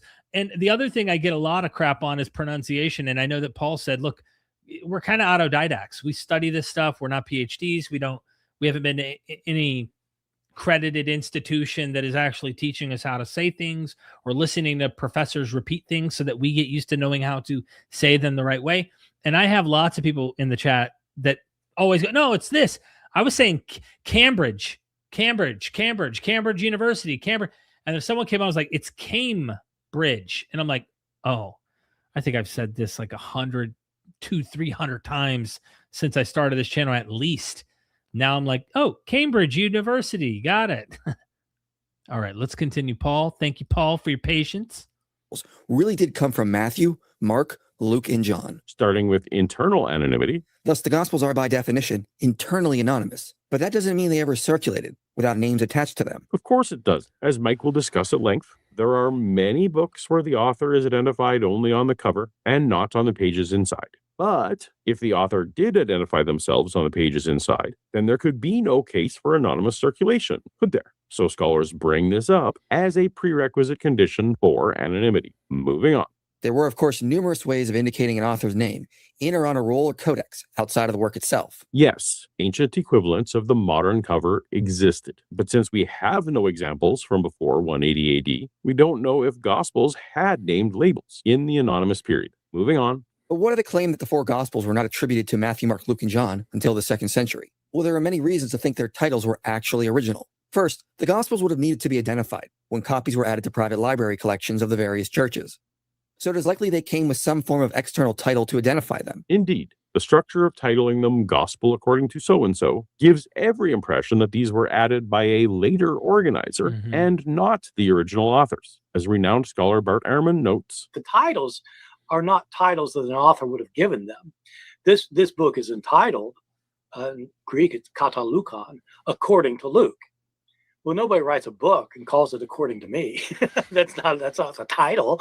That's somebody later telling you who, in their judgment, wrote the book. So that, oh, this isn't the one that Mark wrote. This is the one that Luke wrote. Okay, this is Luke's book. So it's not in the title. Suppose I were to write a gospel, which I won't, but suppose I do. I wouldn't call it the gospel according to Bart. And in their manuscripts, it actually doesn't say the gospel according to. In our manuscripts, when it has the names of these authors on it, it's just according to. And so Matthew's gospel is just, the title in our manuscript is according to Matthew, or according to Mark, according to John. And so that's somebody else telling you who wrote the book so that you can identify which is which. And so the question is, when did people start identifying the authors of these books? Well, ancient libraries contained many unlabeled works, so a desire to organize didn't always win the... We got another super duper. I had to let Bart finish his voice there to hit this super chat. User, thank you so much. I'm not sure your name, but thank you for the super chat. The Gospels are the best proof and evidence Jesus was a false Messiah who got his promises and prophecies wrong. Highly recommend people read them. Even the Hebrew scriptures show Jesus is a fraud. So when you're looking at the Hebrew Bible, and if you're looking for somebody who, let me go full screen here. You're looking for somebody who's big on this. Justin from Deconstruction Zone always highlights, look at what the Jews were prophesied to expect. Like land, earth, promises about actual territory, right? And real earthly blessings and all of this kind of stuff. The end of war is prophesied in the Hebrew Bible. Like your weapons will be turned into plowshares. You're going to be a farmer. You're not going to be killing people in battle. You're going to be a peaceful human being. And there's so much of this in Hebrew Bible. And then you get to Jesus and it's like, there's different ways to reinterpret and recontextualize this stuff that they do when they're quoting scripture as if it was fulfilled in Jesus. But then a step further into this Super Chat's comment about some of you standing here will not taste death until you see the Son of Man coming in his kingdom to repay each man according to their deeds. There's this idea of the wheat and the chaff, the sheep and the goat, the judgment, the final judgment. Full preterists try to say this did get fulfilled in the destruction of the Roman Jewish war. Yet the resurrection, they still are forced to make spiritual, like in totality. But then when you ask them, but then did Jesus rise from the dead? They'll go, yeah. Jesus physically rose from the dead. And when you read 1 Corinthians 15, Jesus is the first fruits. But then they try to find a way to wiggle out of the rest that are expected to raise from the dead. And it never happens. And you're thinking, are we still waiting for this? So there's a lot of, that seems to be the main critical scholarly position, is that there was expectations that failed. And Allison, as I pulled off my shelf earlier, as a Christian, has found ways to negotiate that in his own mind, but recognizes it was going to happen soon. He was expecting it to happen soon, sometime within the months after his death or years, even though he may not have expected his death, depending on who you ask. So there's a failed expectation even from that standpoint. So when they are concocting fulfillment with scripture and you read the original context in the Hebrew Bible, it doesn't match. Now, I don't know if users talking about Deuteronomy 18, where it talks about a prophet who predicts something and it doesn't come to pass, they're a false prophet. That might be what they're talking about as well. But yeah, thank you so much for the super chat. Really, really appreciate it. Look, there's another sympathetic side. If I'm going to give a little empathy to apocalypticism, the whole reason the genre seems to exist is that people go through really hard times. And this is the other kind of anthropological, psychological side that I like to hear. John J. Collins came on one time, and he's the man on apocalypticism. And he said, when you're reading Daniel's happening in the time of the Antiochene crisis in the 2nd century BCE. They're under like strict, very, very rough circumstances with Antiochus IV Epiphanes. And the reason that there's this hope that resurrection is going to happen, the enemies are going to get defeated, is it's a problem of justice. It's the problem of evil that is trying to be resolved. And they don't believe that a just God can sit back and not do something to fix that problem. I also think this is part and parcel why hell was invented. Hell as a place of punishment for those who do bad in this world, is to try and solve that problem of justice, you know? So there's so much to go into, but I like to hear that side. So maybe, I don't know. There's so much that we could say and get lost in that. Let me continue on Paulogia here, but it's a fascinating video. By the way, I won't be able to go through this whole video. We're 25 minutes in with 2 hours of video. That's how gangster this video is. And it covers, there's like 13 videos. If my memory serves me properly, 13 videos that Michael Jones from Inspiring Philosophy did that Paul is responding to. And at the end of the video, he ultimately says, like, hey, look, this is me doing a satellite view, responding to some of the stuff that Michael Jones brought up, yet I'm not actually doing a positive case on why it shouldn't be trusted. And I wrote him on Messenger, was like, your video, I was somewhere like around maybe 50 minutes. And I was like, dude, I feel like doing a video, just going through a documentary that shows all sorts of pieces of evidence as to why the Gospels don't appear to be historically reliable, or at least highlighting information in them that shows why I'm not convinced and why the scholarship points to questioning the reliability historically of the material in it. And didn't know that his end of his video actually gives the hint at that. So I don't want to step on Paul's shoes. Maybe we do 2 separate videos. I don't know. And then we share our notes. So what do you think of mine? What do I think of yours? Say that a library or collector may have attempted differentiation doesn't mean that person used author names. Or Mega Bloodbath. What's up, Taco? No, I've not debated. Me and Michael Jones have had like conversation, disagreement, discussions. He's actually going to be at my house in a month or 2. We're going to actually talk in person. Who knows? We might debate a little, you know what I mean? But it's like, we clashed at one point and then we got a lot better. But yeah, he's going to be in Florida. And as he's passing through, he says he's going to swing by and we're going to record. Not sure exactly what we're recording about. I would like to discuss the recent trend of Islamic apologetic criticism and like going into that and why Christians are really jumping on that bandwagon lately. I'd like to hear it from the horse's mouth from him, but also maybe we dive into some of the weeds about this material or who knows. But, you know, I just I've never actually formally debated him. No.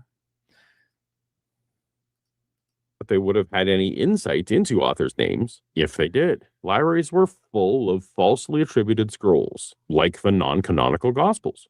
The prologue of Luke's Gospel indicates it was sent to someone named Theophilus. As Theophilus translates to beloved of God or lover of God, there is some debate as to whether this was a real person or a general honorific for anyone reading. It is inconceivable the gospel would have been sent to him without Theophilus knowing who wrote and sent him a copy of a gospel. Even if an initial recipient like Luke's Theophilus knew the author's identity, this knowledge did not necessarily survive the text's wider dissemination. As the books were copied and circulated, the name not needed for the first audience is therefore not there to be copied and thereby lost. We know in the 1st century, Paul's letters were circulating between different churches, and whoever was delivering the letters would have been able to verify the letter came from Paul. This is a bad example because 2 Thessalonians 2:2 tells us that forged letters claiming to be from Paul were circulating and people were believing them. Most scholars agree some of these forgeries made it into the New Testament. By the way, scholars think that letter that says that is a forgery. Think about this. Hold on, go back to this. This specific letter, many scholars have said, hey, Paul did not even write this. So he's trying to act like he's really the Paul, but this is a forged letter in the name of Paul, telling you, watch out for those forgers out there pretending to be Paul. 2 tells us that forged letters claiming to be from Paul were circulating and people were believing them. Most scholars agree some of these forgeries made it into the New Testament, including 2 Thessalonians, ironically. The early church father Papias said he didn't give stock to any tradition that could not be traced back to a reliable source. Good for Mike for putting up the full quote, but if you read past the underlining, you find Papias's general distrust of the provenance of written sources. He says, what was to be got from books was not so profitable to me as what came from the living and abiding voice. When we study the early church writings, we can see there is unanimous agreement among a multitude of witnesses. All agree the Gospels came from Matthew, Mark, Luke, and John. There are none that dissent and attribute them to other authors. While technically correct, remember that 180 AD date. There is no surviving discussion about authorship before 180, denying or affirming. Mike is calling this early, hoping the audience will forget or not know how late this is. We have no idea what debates were happening in person, or even written speculation that didn't get copied. Many works were written that did not survive. So that everyone followed suit after 180 serves as no guarantee for the anonymous years when people were using other phrases for the titles of these books. Even early copies of the Gospels that have survived, that still have a title, attribute them to the respected authors. So think about what he's saying here for a second. You've got, I want to back it up and just show you the timeline again. We're at 28 minutes exactly. So just for visual sake, so you can see this. All right.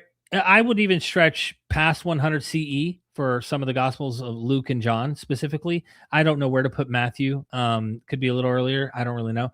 I mean, I don't even know if we should put Mark at 70. It could be 80. It could be 90. I mean, we don't really know. Scholars make the argument that, well, it seems to be acting like these recent events of the war, that it seems to be hinting at the Roman-Jewish war. So it's probably talking about these things. It's the end is not yet, but almost like think about Daniel. Daniel gets all these predictions correct right there in the 2nd century BCE. Then he makes predictions about where Antiochus IV Epiphanes would die between the Holy Mountain and the sea. I believe it's the sea. He didn't. He died all the way in Persia, Babylonia, like way in the east. So he gets all of his historical facts and predictions wrong after that. Is Mark written somewhere around 70? And it's saying, look, all of these signs that will tell you the end, armies will surround Jerusalem. The abomination of desolation or makes desolate. You've got famines and wars and rumors of wars, all this stuff that seems to be talking about the Roman-Jewish war, but the end is not yet. Then he starts to describe something apocalyptic happening that's supposed to happen soon. They usually anchor it around 70. It could be later. It could be 80. It could be 90. But I would say, you could push this up to 120, 130-ish. The problem is between this time, whether you want to go all the way back to 50, 60, up to 180, we could be confident on the names attributed to these gospels. So you already have Marcion in the 130s to 150s becoming a big problem. You've got Valentinius. You've got all these other alternative viral movements within Christendom that are arguing over the Jesus material, often using the same material. There's same kind of gospel material, and they're competing for like genealogically on who's an apostle, whose church is the proper understanding of theology. They're competing. They don't like each other. They're often enemies. And in that time, it seems the making and titling and giving the names to the material happens. And then we have Irenaeus. Or is Irenaeus the first? Or is someone around his circles the first to finally go, hey, we need to figure out who wrote these materials because we have a lot of fake material out there that we don't accept, that teaches things we don't believe.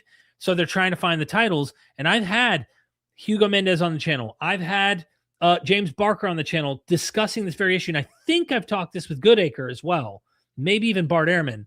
But I know that, and M. David Litwell, I remember doing that. They're looking to letters. They're finding names. They're finding internal reasons to attach names to this material. Litwell said they did the same thing in Herodotus, where they're finding internal clues in the narrative to try and title and try and give names to certain texts because they didn't have names. They were anonymous. 180 serves as no guarantee for the anonymous years when people were using other phrases for the titles of these books. Even early copies of the Gospels that have survived, that still have a title, attribute them to the respected authors. Again, early here is after 180. There are no manuscripts that give pre-180 AD attestation. Mike is going to spend several minutes listing names of people after 180 who speak as if it's Matthew, Mark, Luke, and John. And by the way, that's an interesting thing I've heard Wes Huff do. Wes Huff tries to say all the names, we have no contradictory names attributed to the material. Once you have one, let's say, very important figure like Irenaeus or someone that actually puts the name on there and people start copying that becomes the trend because a very important, significant figure did that. Just because they did that doesn't mean before that they were always like that. It's almost like, for those of you who've tuned into the Stephen Meyer debate versus my buddy, God, I can't even think of names today. He's a public science communicator, Phil Halper, and they did this debate recently. And what Stephen Meyer, William Lane Craig, a lot of them do is they go right back to the very, very beginning of the universe where they get close to what they think would be the Big Bang, but we can't measure prior to that, and so they just assume it must have had a start just prior to that, and they use other reasons to try and do so. It's kind of like that in imagining, well, we have no evidence that says they weren't this. So since we have only evidence that says Mark wrote Mark and Matthew wrote Matthew and Luke wrote Luke and John wrote John, therefore, it must have always been that way since the very beginning. Why are they not maybe thinking the possibility of inventing names and applying names to material, even without saying it's a bad thing? I'm not like saying they had a evil intent in labeling these names. They probably didn't even know. And they thought, we really do need to have names. Well, who probably wrote this? Let's read. Oh, Matthew, Levi. They found a character. They put Matthew as a title. Oh, we have Mark in a letter with Paul. We have his son named Mark. Mark must be this guy, or Peter. Sorry, Peter. His son, Mark. well, let's apply that to the sermons of Mark. We know Papias talks about this Mark who writes down the sermons of Peter. What's going on here? So I just don't get it. But this later repetition of the party line can't tell us what was believed in the anonymous period. But perhaps a skeptic could argue they all got their information from the same source before it spread out. Even if this was true, given that we have cited many 2nd century sources, the original point of the tradition must have been early, for it to have become such a widespread tradition by the 2nd century, meaning it likely originated in the 1st century, when the Gospels were being composed. Mike gives no mechanism for determining how early the notion would have to be in order to be known after 180 AD, other than his vibes. But also, we should note, it seems that the names attached to the Gospels would be unlikely picks of later forgers. Matthew is a Gospel that is for evangelizing the Jewish people, but it was attributed to a tax collector, which was a despised profession among the Jews. As we'll discuss, there was an existing tradition that Matthew wrote something. So David Trobish argues that the author changing the name Levi to Matthew was enough to make this connection. Why not attribute the Gospel of Mark to Peter, which tradition says was Mark's main source? Michael Koch points out that Mark was the least favorite gospel among the 2nd century fathers. But as it was too early and foundational to be removed, a lesser figure, John Mark, imperfectly recording the teachings of Peter, may make sense. Why would you pick 2 people as gospel authors who were not direct disciples of Jesus? We'll get there, but if the author of Acts was a companion of Paul, then there weren't many Greek names in Paul's letter to choose from, so the pool was shallow. Finally, by the way, I don't know, I can't remember, and I'm not sure how far ahead he's going to get into it, but David Litwell, when I talked to him, he points out, I believe it's 1st or 2nd Peter. Let me see, which material is it? First, is it 1st or 2nd Peter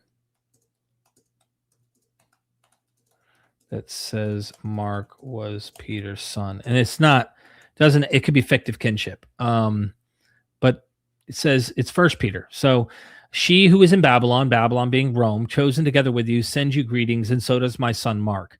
1st Peter. And a lot of scholars think 1st Peter, Bart Ehrman, for example, forgery. Peter didn't write 1st Peter. Now, if Peter did write 1st Peter or didn't write it, it doesn't matter. The guy named Mark, who is Peter's son, supposedly, in Rome, is a good candidate, if you're reading later and you don't have a name on this gospel, to attribute it to it.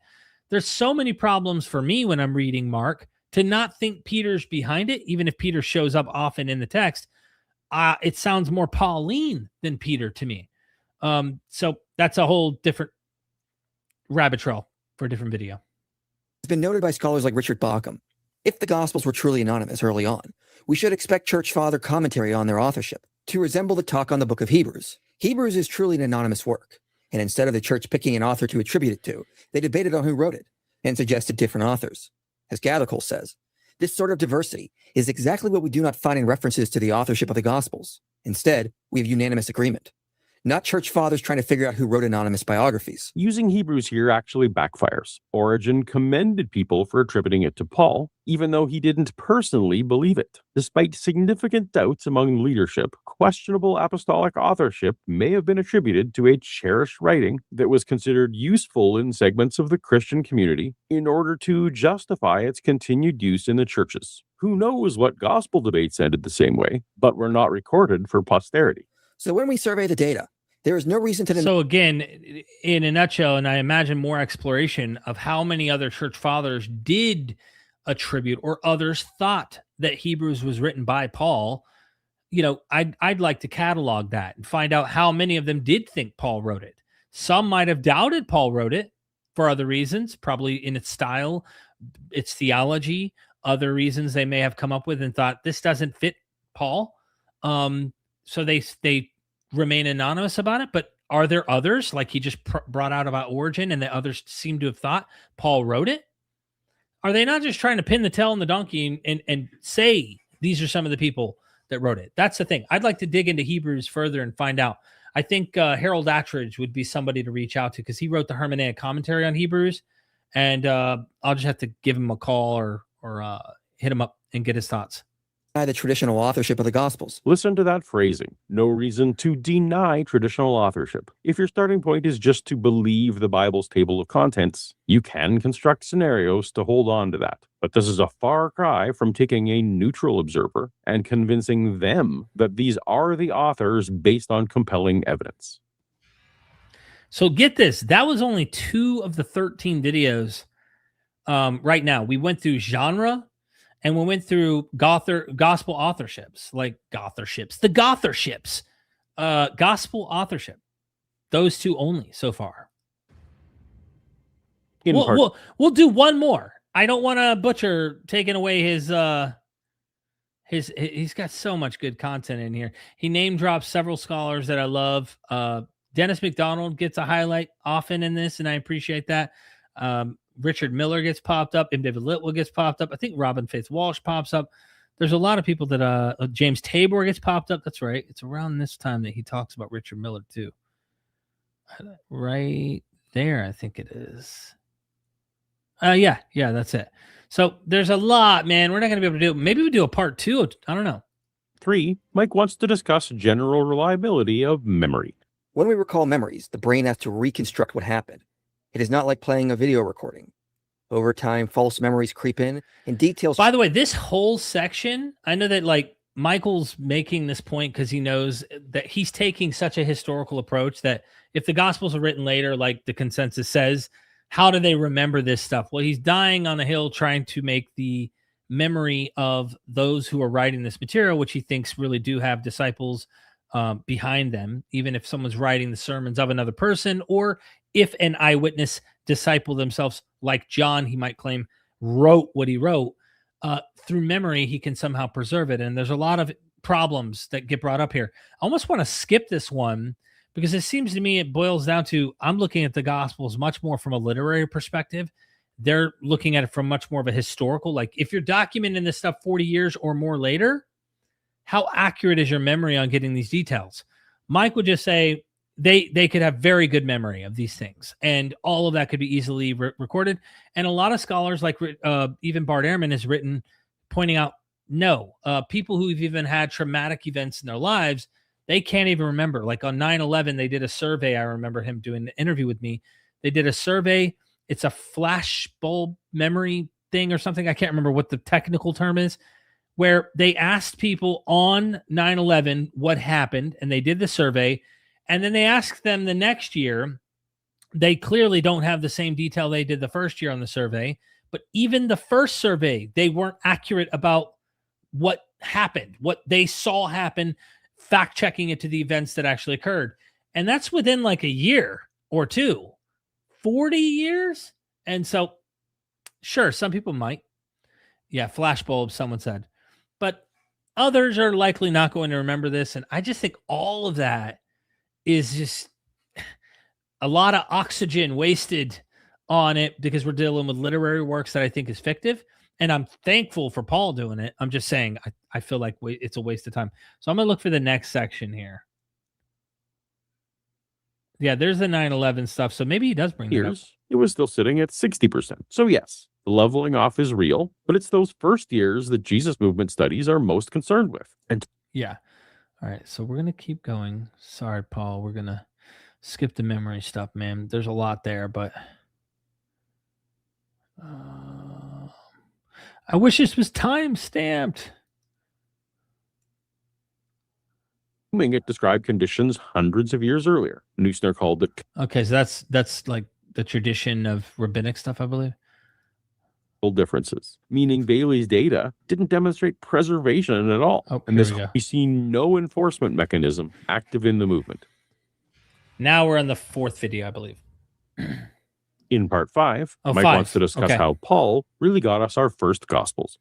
Most people believe the first Gospel was either Matthew or Mark, but the Gospel message existed prior to this. The first Gospel was the oral version, and despite what people think, we still see evidence of this orally transmitted Gospel preserved in Paul's letters. Most of Paul's letters were sent out before the Gospels were written down. A common belief is Paul was unaware of the gospel story. This is irresponsible conflation of the word gospel. This entire 6-hour marathon is about the reliability of the gospels, specifically the canonical books of Matthew, Mark, Luke, and John. That's the sense that's on everyone's mind. Biographical books about Jesus didn't exist during Paul's lifetime. Paul used the word gospel only in the original sense of good news, and that good news was Jesus died for your sins. The death, deity, and resurrection, as Gary Habermas puts it. At no point did Paul ever think of gospel in the sense of Jesus anecdotes. A common argument against the reliability of the Gospels is to appeal to the silence of Paul. He is our earliest Christian source, but he doesn't mention much historical information about Jesus, which must mean he knew little about who Jesus was in the Gospel narrative. But this is not accurate. It's true. We can't use the silence to conclude that Paul didn't know about the life of Jesus. But what it can and should tell us is that Paul didn't consider the life and ministry of Jesus to be particularly important for his ministry or mission. It's worth noting that Paul himself, in all of his letters, if you take them all together, says very, very little about the historical Jesus. He only quotes him on the 3 occasions that I've mentioned in all of his letters. He doesn't say anything about Jesus' miracles, or his confrontations with the Pharisees, or his trial before Pontius Pilate, or his transfiguration, or the Barabbas incident, or his baptism, or his temptation. I mean, go down the list. He doesn't say anything about any of these things. So if these are the things that he was most desperate to find out when he went to Jerusalem, why wouldn't he mention them as matters of importance? You know, Paul was a pretty straightforward guy. He could have gotten a little bit, I don't want to call it a dig, but he could say, no offense, Peter, but man, bummer. You denied your Lord 3 times. Paul shows no knowledge of Peter ever denying Jesus. Unlike Gary, Paul hadn't read the New Testament Gospels. And they hadn't been written yet, by the way. So, yeah, well, Paul might have said that. Paul might have decided he wanted to talk about the weather in Western Asia Minor right now. I mean, I don't know what he talked about. Some argue that Paul claimed he received his information on Jesus from personal revelations alone. Yeah. So the gospel he was preaching was probably not the gospel message we find in the canonical gospels. If that is the case, it is odd he correctly knew so many facts we find in the gospels. But the problem is Paul never claimed his knowledge of Jesus is limited to personal revelations.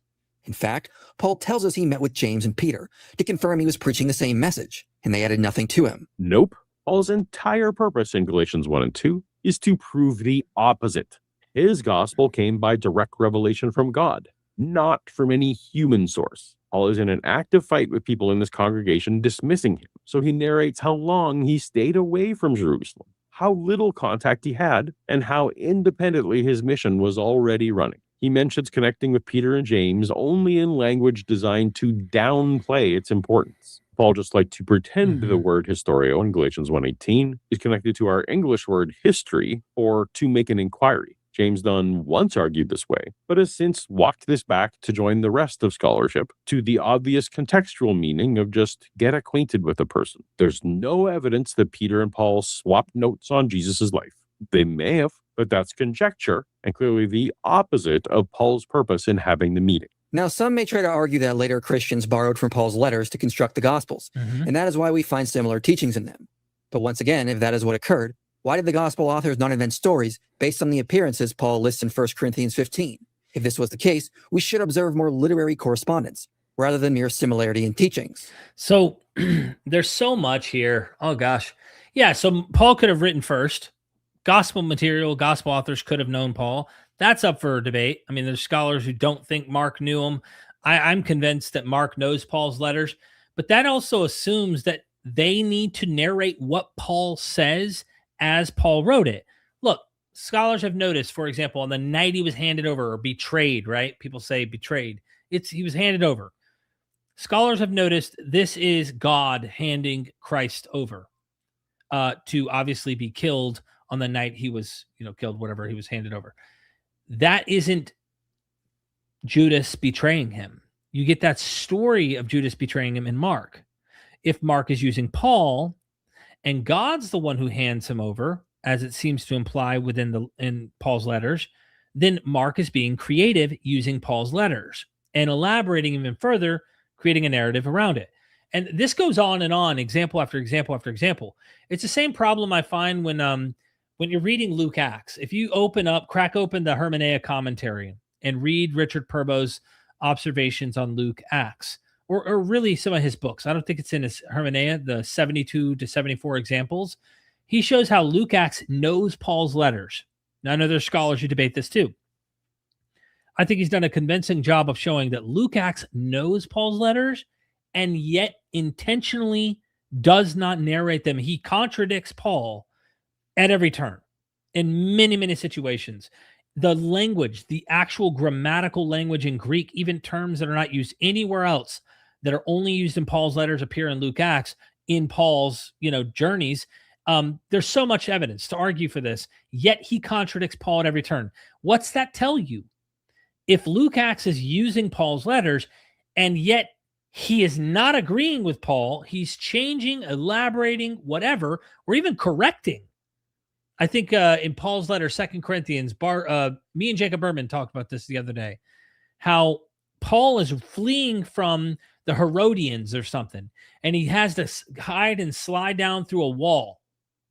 In Acts, it narrates it, but it says he's running from Jews, not Herodians.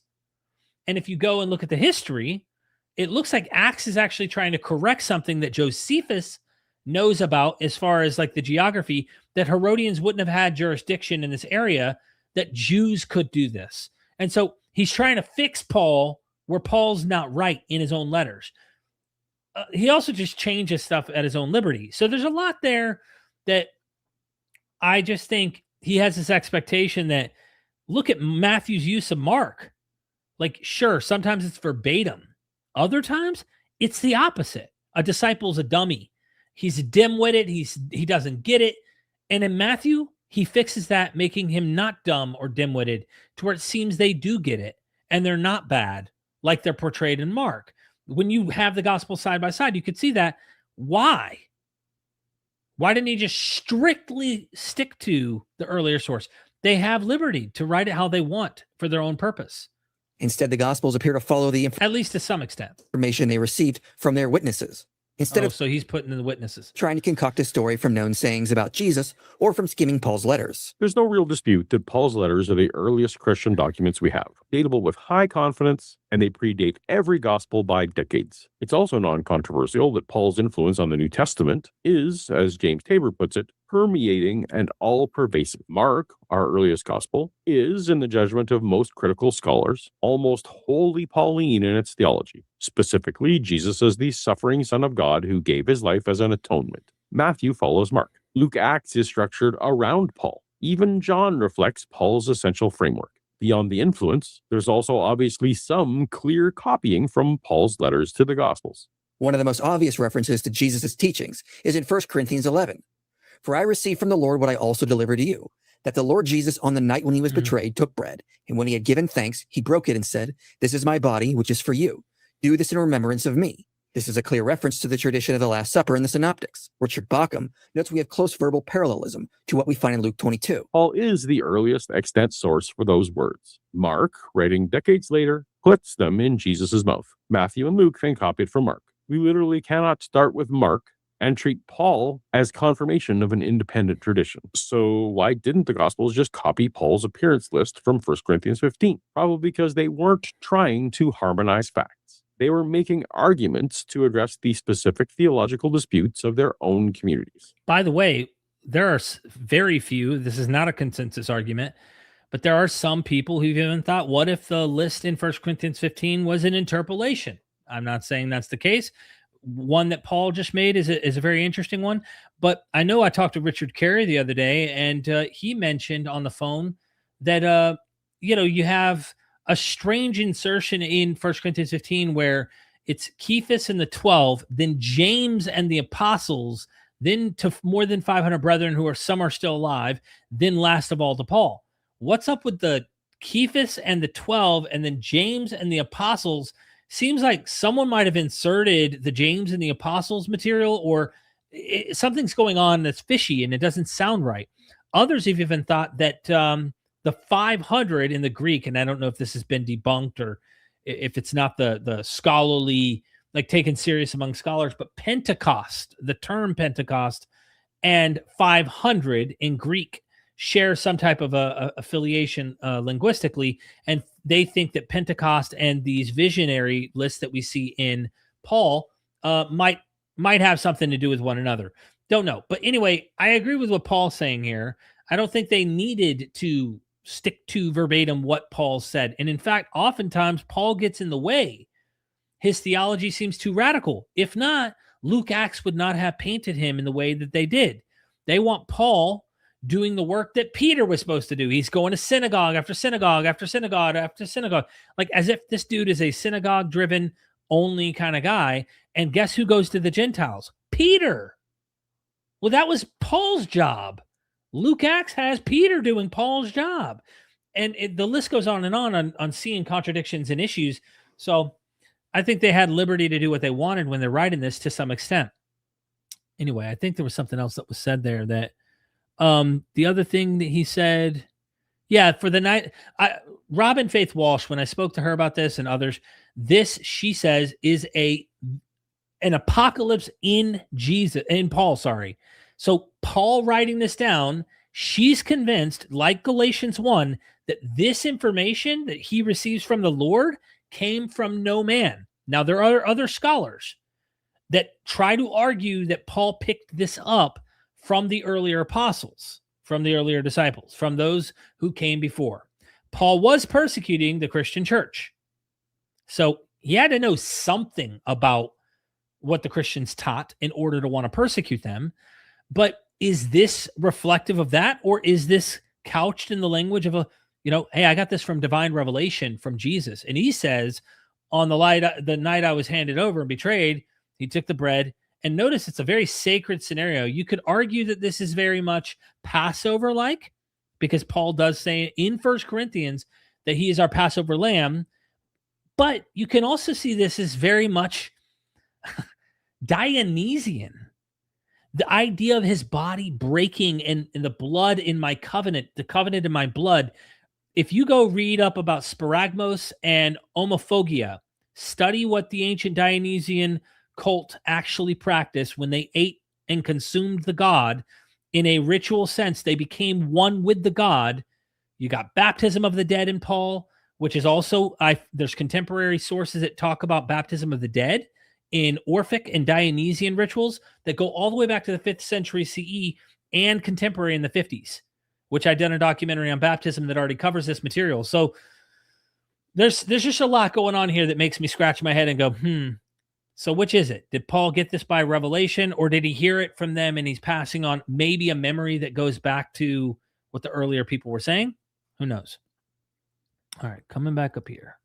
The man at the tomb tells the women to go tell Peter specifically that Jesus will meet him in Galilee. Tabor's read is that Mark knows no details of that appearance beyond the few words that Paul provides in 1 Corinthians 15, where Jesus appears first to Cephas. So Mark points at it without narrating it. Everything Mark knows, he gets from Paul. Then Matthew fills in the mountain appearance that Mark skipped. Luke relocates everything to Jerusalem, adds Jesus eating fish to counter anyone who might think that the resurrection was merely spiritual, and edits Mark's passion narrative to erase Mary, the mother of James, from the tomb accounts, replacing her with women who had come from Galilee. That editing runs through both Luke and Acts. Tabor reads it as a deliberate campaign to mute James and the family of Jesus while recasting Paul as the hero of early Christianity. It is likely the gospel message was already in existence as a vibrant oral tradition when Paul was writing. Correct. Christianity predated Paul's belief in it, and the stories about Jesus were not yet written down. By the way, shameless plug.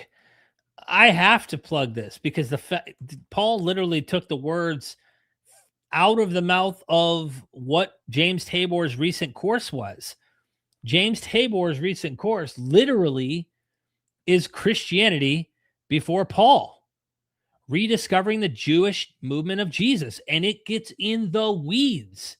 16-part lecture series. He's also going to do a bonus Zoom meeting with students who sign up for it.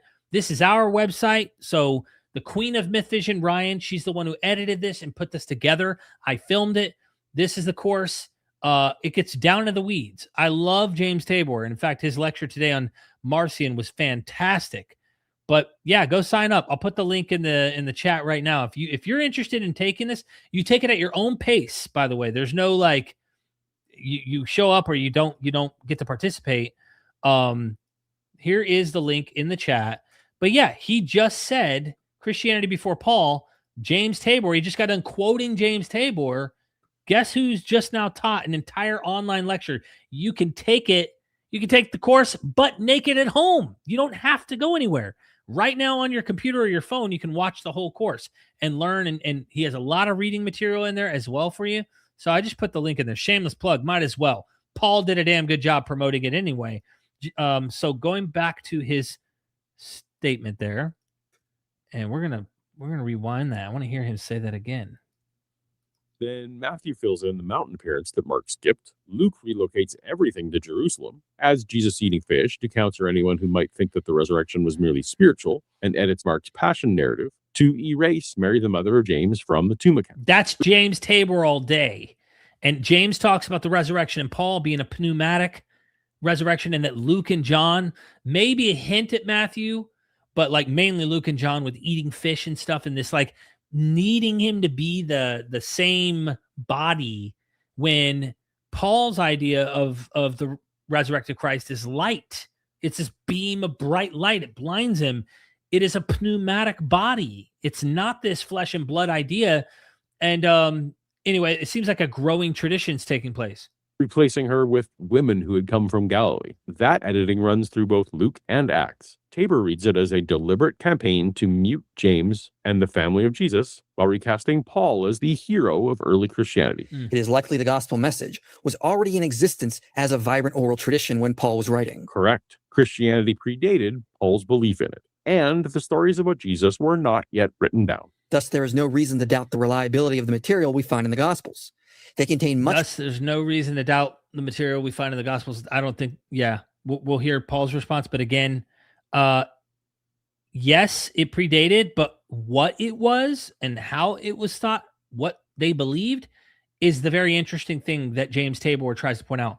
Paul introduces ideas that are not in that earlier form of Christ followers, Jesus followers.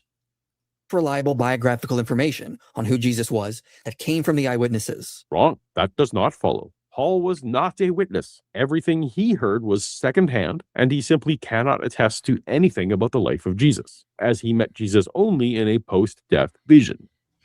By the way, it gets even more difficult because, and we're going to stop there actually, ladies and gentlemen.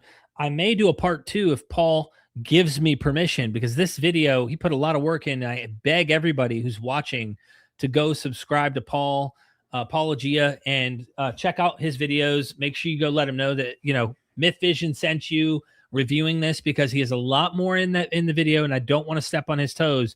I know how much work goes into this. I cannot tell you how much time and energy in digging the books up, finding the quotes, looking for the sources. That's not even counting scripting it and then turning around, because you have to polish it based on what you're reacting to, then having to edit the material. Paul put in a lot of work, a lot of hard work and time into creating this video. So whether you agree with him or not, kudos to him for the hard work. I think we'll stop there and allow you to go watch the remainder of it. Thank you, Paul. If you come across this video later, I hope everybody shows him some love in the comment section. There's so much material that he gets into in this video that we didn't even touch. So much. And there's a lot of it is stuff that we've touched on or discussed, that it just shows me for every quote of a conservative scholar or even a non-conservative scholar, that you can find a position that might fit or help Michael Jones in what he's suggesting. And it's not just Michael Jones. It's like a lot of the apologetics that's online. A handful of critical scholars have already addressed this and shown why that doesn't seem to be the most plausible explanation. So when you do take a cumulative case from his view, you can see why they're persuaded of the resurrection. When you take a cumulative case from the critical scholarly view, you can see why one isn't as convinced and the data doesn't seem to be as powerful as what apologetics seems to try and portray it as. And in every case, if you break it down, genre, gospel titles, I mean, really, it's all to try and make you trust the reliability, to trust the gospels as telling you what's true. And if you can get over that hurdle, well, then you'll keep holding on to your faith. I very much doubt any of this is convincing people who aren't already believing in something. So if you're already a Muslim who believes in Jesus, who believes Jesus was born from a virgin, and they are arguing against Islam, Muslims are more than likely always, not literally, but more probably going to become a Christian than a non-Christian or a non-believer. More often, they'll just shift the title of what they are and move to a different religion than they would to come to the position I hold to or Paul holds to. And I think that's an interesting thing, because apologetics to me is something that convinces you and the people that you're also communicating to that what you believe is good and it's true and it's historical and it's reliable and it's trustworthy. And it's there, I think, to keep the sheep in more than convince people who aren't believers to become believers. Now, that's why I added the Islamic or whoever it might be that they're proselytizing to, because usually they're already convinced of something, like in Islam, that Jesus was a virgin, born of a virgin birth. Jesus turned clay birds into living birds, which is, clearly not part of the canonical material. But they're already believing in something that the non-believer doesn't believe in. So I don't think apologetics works, to be honest with you, for most critical, non-believing people. I think it only keeps people in the faith that are already believers or switching your title. That's it. What are your thoughts? I'd like to hear. Someone burnt dinner. That tells me that we did something good. Paul had your attention. Sucky. What up?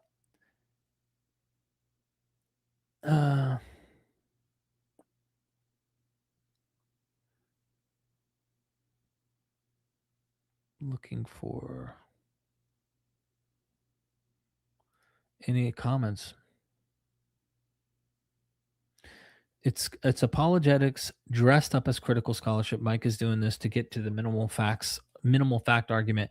It's built to get to that. Yeah, eventually he does get to minimal undesigned coincidence, really, is what not minimal facts, even though he does cover that.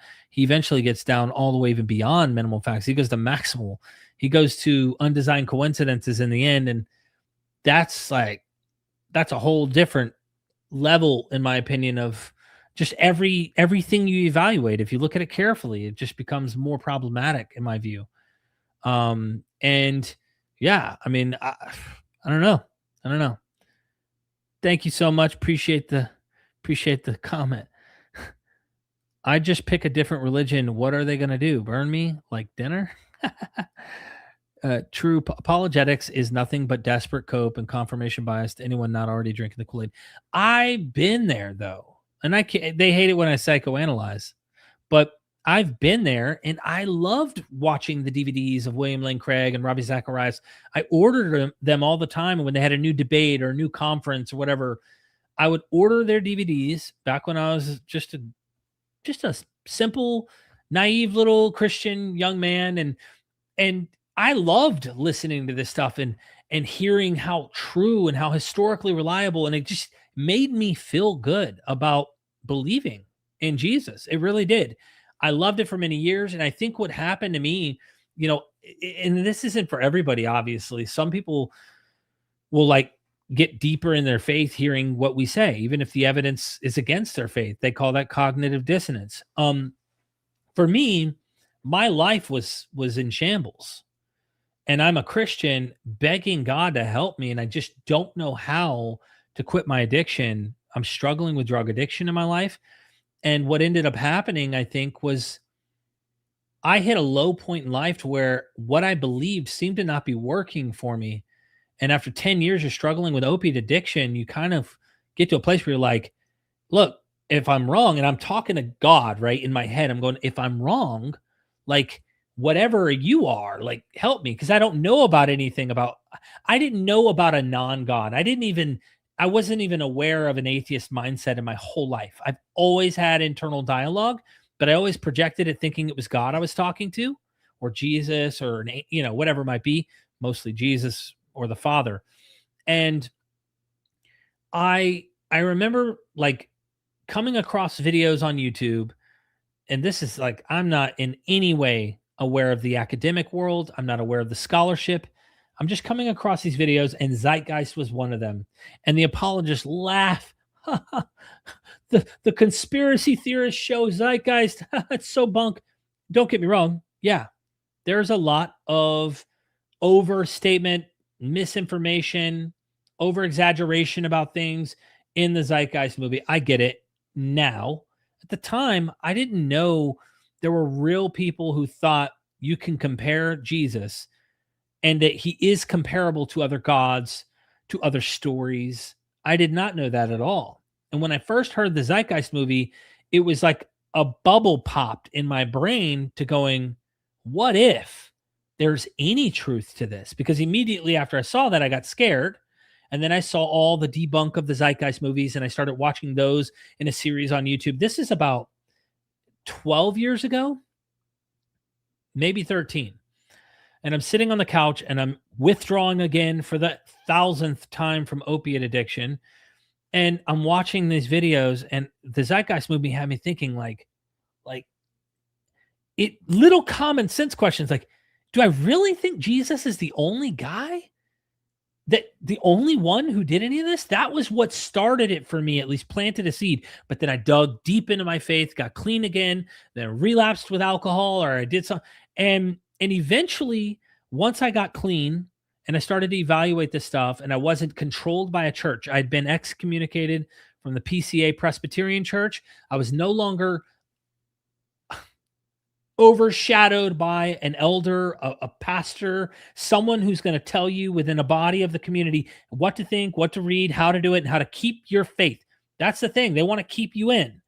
Now that I had the freedom and liberty to investigate myself without the fear, without the social pressures of them telling you you can't, you're not allowed to look at this. No, that's wrong. They're liars. Let me send you a video or a book by an apologist who tells you how wrong they are. I was able to investigate. That led me towards scholarship I never even knew existed.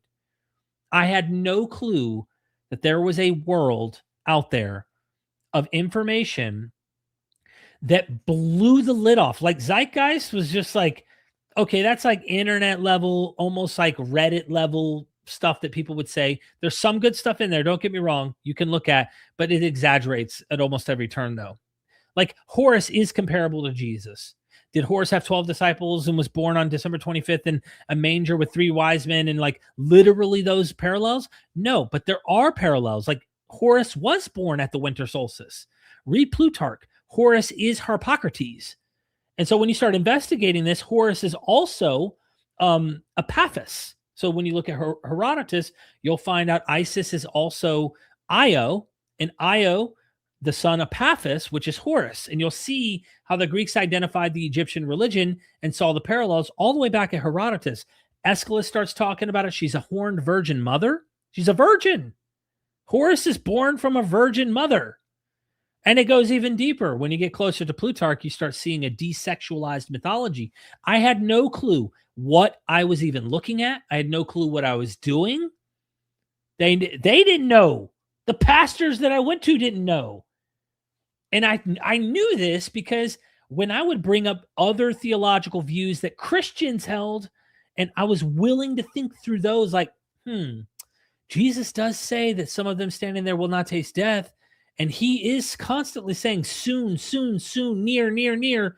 And when I go to my pastor and I say, hey, this other Christian over here says Jesus' second coming happened in 70 AD. It had to, because look at all the times Jesus says these things are going to happen soon. Look at when Paul says he thinks he's going to be alive when these things happen, and he's writing in the 50s.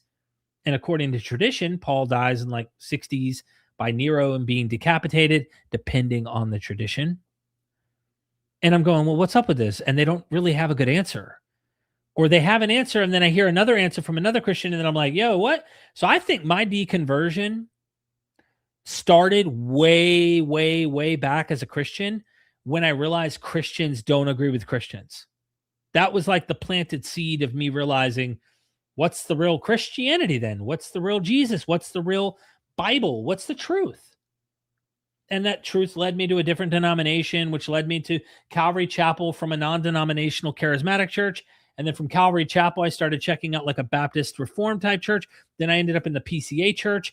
and became a Calvinist. And then eventually I got into eschatology while I was there because the pastor said, hey, that premill stuff you believe, the premillennial dispensational stuff is BS. You need historic eschatology and you need to study. So I was like, all right. He said, go to the bookshelf we have in their little library they had at the church. And he said, hey, go read that book. And I pulled it off the shelf and it was A Case for Amillennialism by Kim Riddlebarger or something. That moved me from there to like R.C. Sproul and other people like Kenneth Gentry and Gary DeMar, because I'm in the Reformed camp, and they weren't amillennialist. They were partial preterist. And then from there, I heard about this really bad heresy called full preterism, and that's what led me down that. So I won't go into all the details there, but that constant noticing Christians can't figure out what the Bible's saying and teaching raised doubts to wanting to know what the truth is, and eventually being willing to even go outside of my own belief. If the truth will set you free, I would tell myself, then wherever the truth leads me, I want to go. Took me out of Christianity. Just being real with you. Jesse says, Derek, do you have a video on the Egyptian tale of two brothers? It is paralleled in Joseph, Samson and Delilah, possibly John the Baptist beheading. I haven't actually looked at that as far as comparing it to those. I have read in Bruce Loudon's book on Greek parallels. I believe the Egyptian tale of two brothers comes up where he brings that story up. But I haven't paralleled it as far as I recall to many stories. There are a few, and it may actually be in the section on Joseph in the Old Testament where I bring it up. I haven't compared him to Samson and Delilah and possibly John the Baptist. But if you have any scholars who have seen some of this stuff, please email me. I'm interested in all this stuff. In fact, when I was investigating Joseph, remember how he tricks his brothers and puts like a golden chalice in their bags and sends them back? They don't recognize him. That's another thing. I've paralleled Joseph with Odysseus. It wasn't me that came up with that, by the way. There was other scholars, Bruce Loudon, even Philip Wagenbaum. He has a book called Argonauts of the Desert, who sees Greek parallels with the Bible stories. And I came across this Persian story. I can't remember the name of it. It was a really well-known Persian tale. In that story, the protagonist is threatened with stealing gold, and it's a chalice, a golden chalice, similar to the threat Joseph gives with his brothers. But I don't know why I just thought about that when you said that. It's been a long time. I need to go back and read some of these sources. Please email me, though. I'll put my email in the chat. I'm about to get off of here, everybody. If you have any questions, ask it now or forever hold your peace.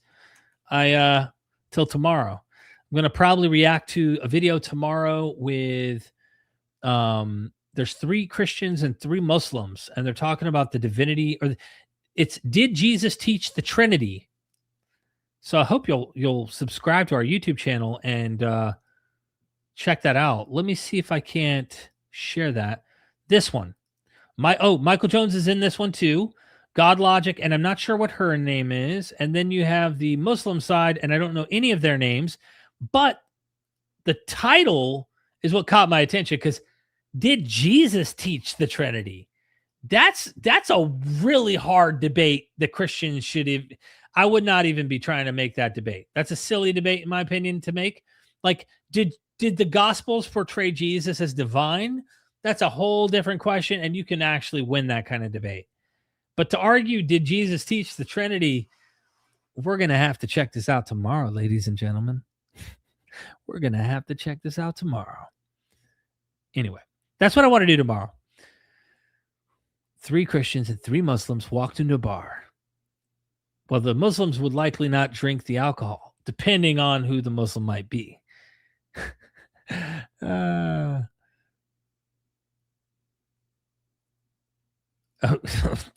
She has headgear, COVID mask, and karate outfit. I didn't even think about that. Hold on. That does look. Hold on. This is not right, but I can't help but sit here and think that looks like a ninja master on the right. I'm not gonna lie, with the writing on the mask there too. Does that not look like a ninja? Like she's about to whoop someone's ass.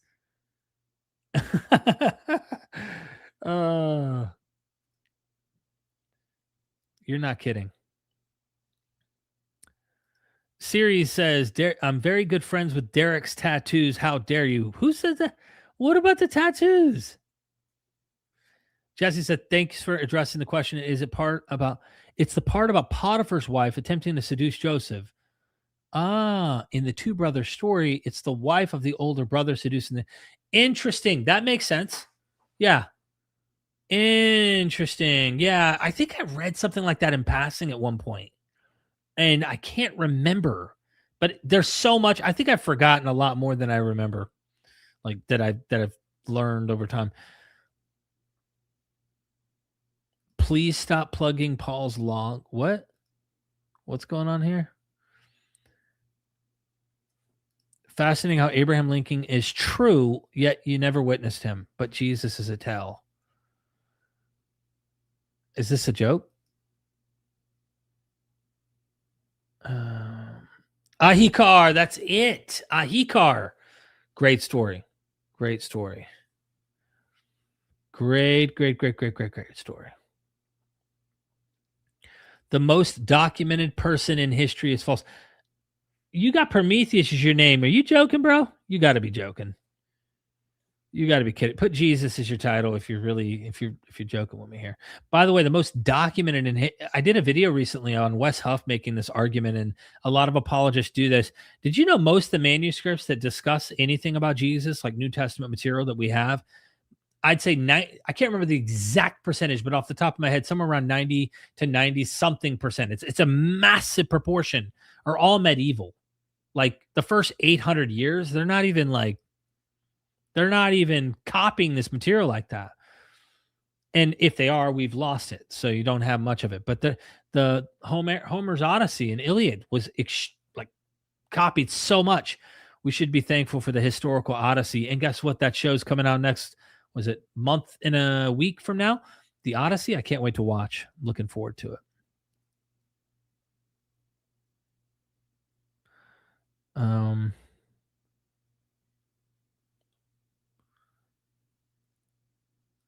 Show me Achilles in a 4-0. What is going on? What is going on, bro? Yeah, definite fiction. Jonathan Adler has a new book. I think we've interviewed on the new book. Yeah. It's Jonathan, not Jonathan, but either way, same name, but why Adler new book. I'm just making sure.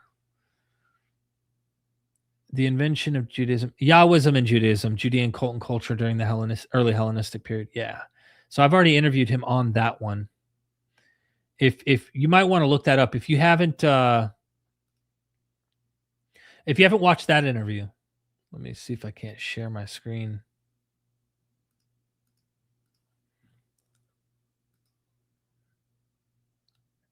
If it'll show. This is Radar. If you haven't subscribed to him, you should. But this is the book, and we did an interview already on that. So go check it out. Look up Jonathan Adler on MythVision, and I have several interviews with him. Thank you. All right, I'm gonna go eat dinner here in just a second, ladies and gentlemen. All right. MythVision podcast. Have you watched the William Lane Craig versus Alex Malpass debate on the Kalam cosmological argument? I have not yet. And I spoke to Alex and I said, we got to do a show. And he goes, man, I'm not going to do 50 shows. But I said, yes, you are. You bet your ass you will be doing more shows, Alex. And he said, yes, sir.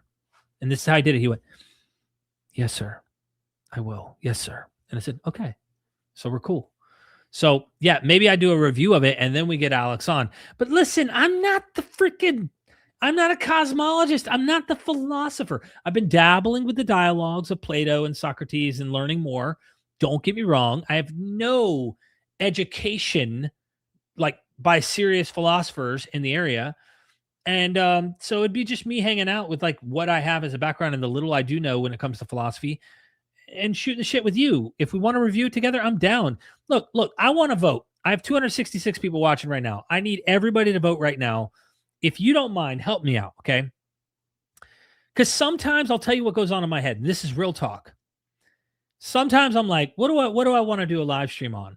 Sometimes the topic doesn't come up, so I think to myself, I'll just not do a live stream. I feel like doing the live stream, but I'm like, I don't really have much of a topic. I'm not an expert in that area, but I feel like sometimes a live stream is about hanging out with you and being informed by you.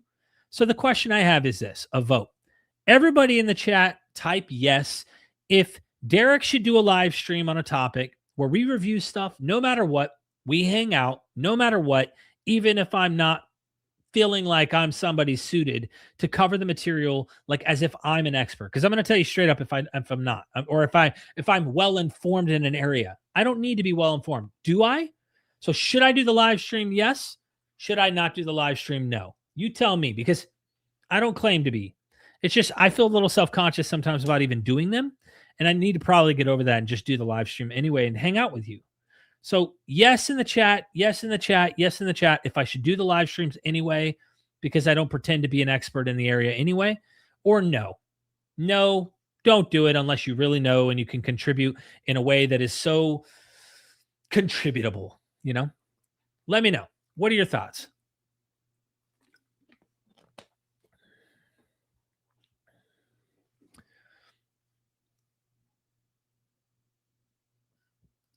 Aristotle was fake. What?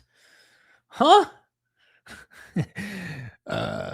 Yes. Solid says yes. Corrosion? Am I saying that right? Yes.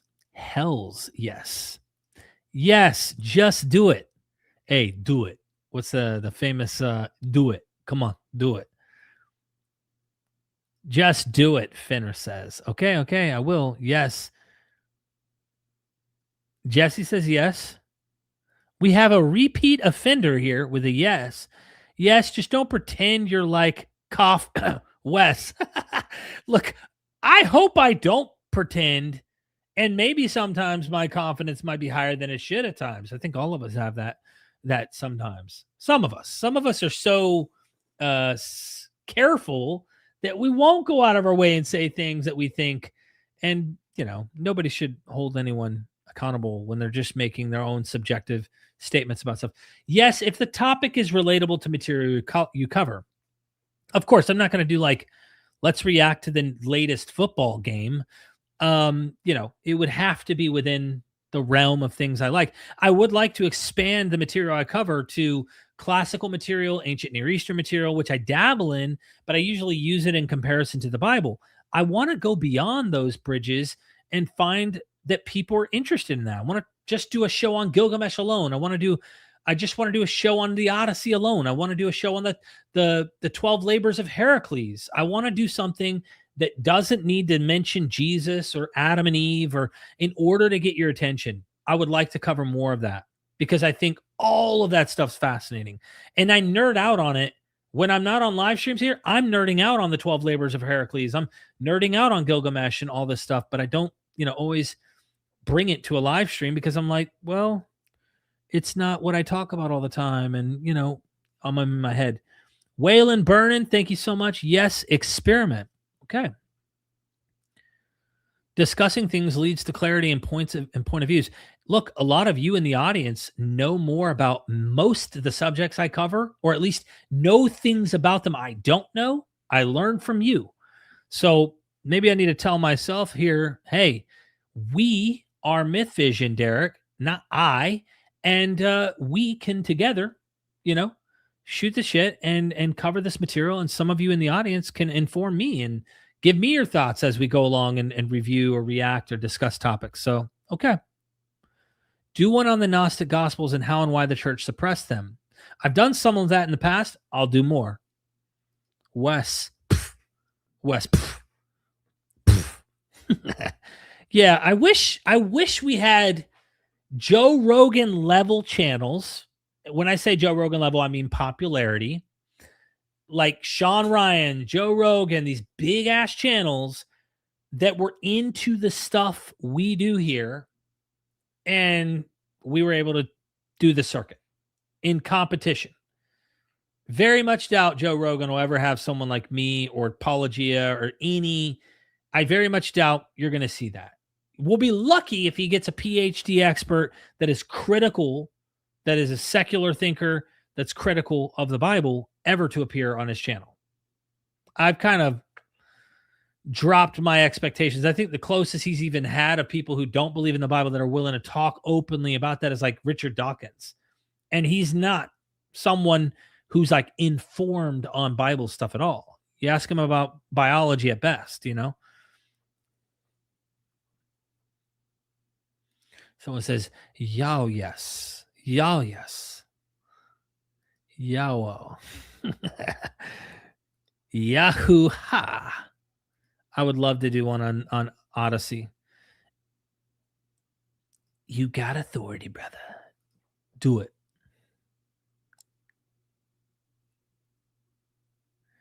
Oh, do the Odyssey. Okay. Hell Pan and Hell MythVision. Pan lives. Let's see, I'd love you to cover other myths. You don't have to stick exclusively to Christianity. Absolutely. Good to know. Good to know. And then I got Garland to finally say yes. Thank you so much. I think I'm satisfied. If we got Garland to say yes, we're all happy at this point, right? By the name of Doug, yes. I don't know if you're talking to me, Prometheus. I feel like you're talking to me, but I don't know. Thanks for the compliment. I'll take it if you are talking about me. Anyway, I like for you to release your true thoughts. Same here. I like to just keep it real with everybody and, be on this journey with you. We're not alone. We're all exploring and also trying to understand each other, where we're coming from and why we think the way we do. I'm going to go eat because my stomach is growling. Okay. Let's tomorrow dive on, check out the 3 Muslims versus the 3 Christians. I think the premise they're debating is kind of, like I wouldn't debate like that. If I was a Christian looking at it, I'd be like, well, I could make a case that Jesus is divine or called a God. The Trinity, you got to patch that that seems like some work you got to kind of do to make that interpretation anachronistically. Anyway, love y'all. I'm about to dip. Thank you so much. After this stream, like the video, share the video. Go check out Paulogia, please. So impressed and proud of him for this video. It was amazing. Just because there's so much good scholarship he quotes, and it's vindicating things I've been mentioning for a minute now too. So it just feels good to know, like, okay, I'm not the only one who's seeing this. Paul's probably been seeing this. Anyway, love y'all. Never forget, we are MythVision. Son, do you want to know what the truth is? After this, there's no turning back. You take the blue pill and you wake up in your bed and believe whatever you want to. You take the red pill and you stay in Wonderland, and I show you just how deep the rabbit hole goes. Remember, all I'm offering is the truth, nothing more.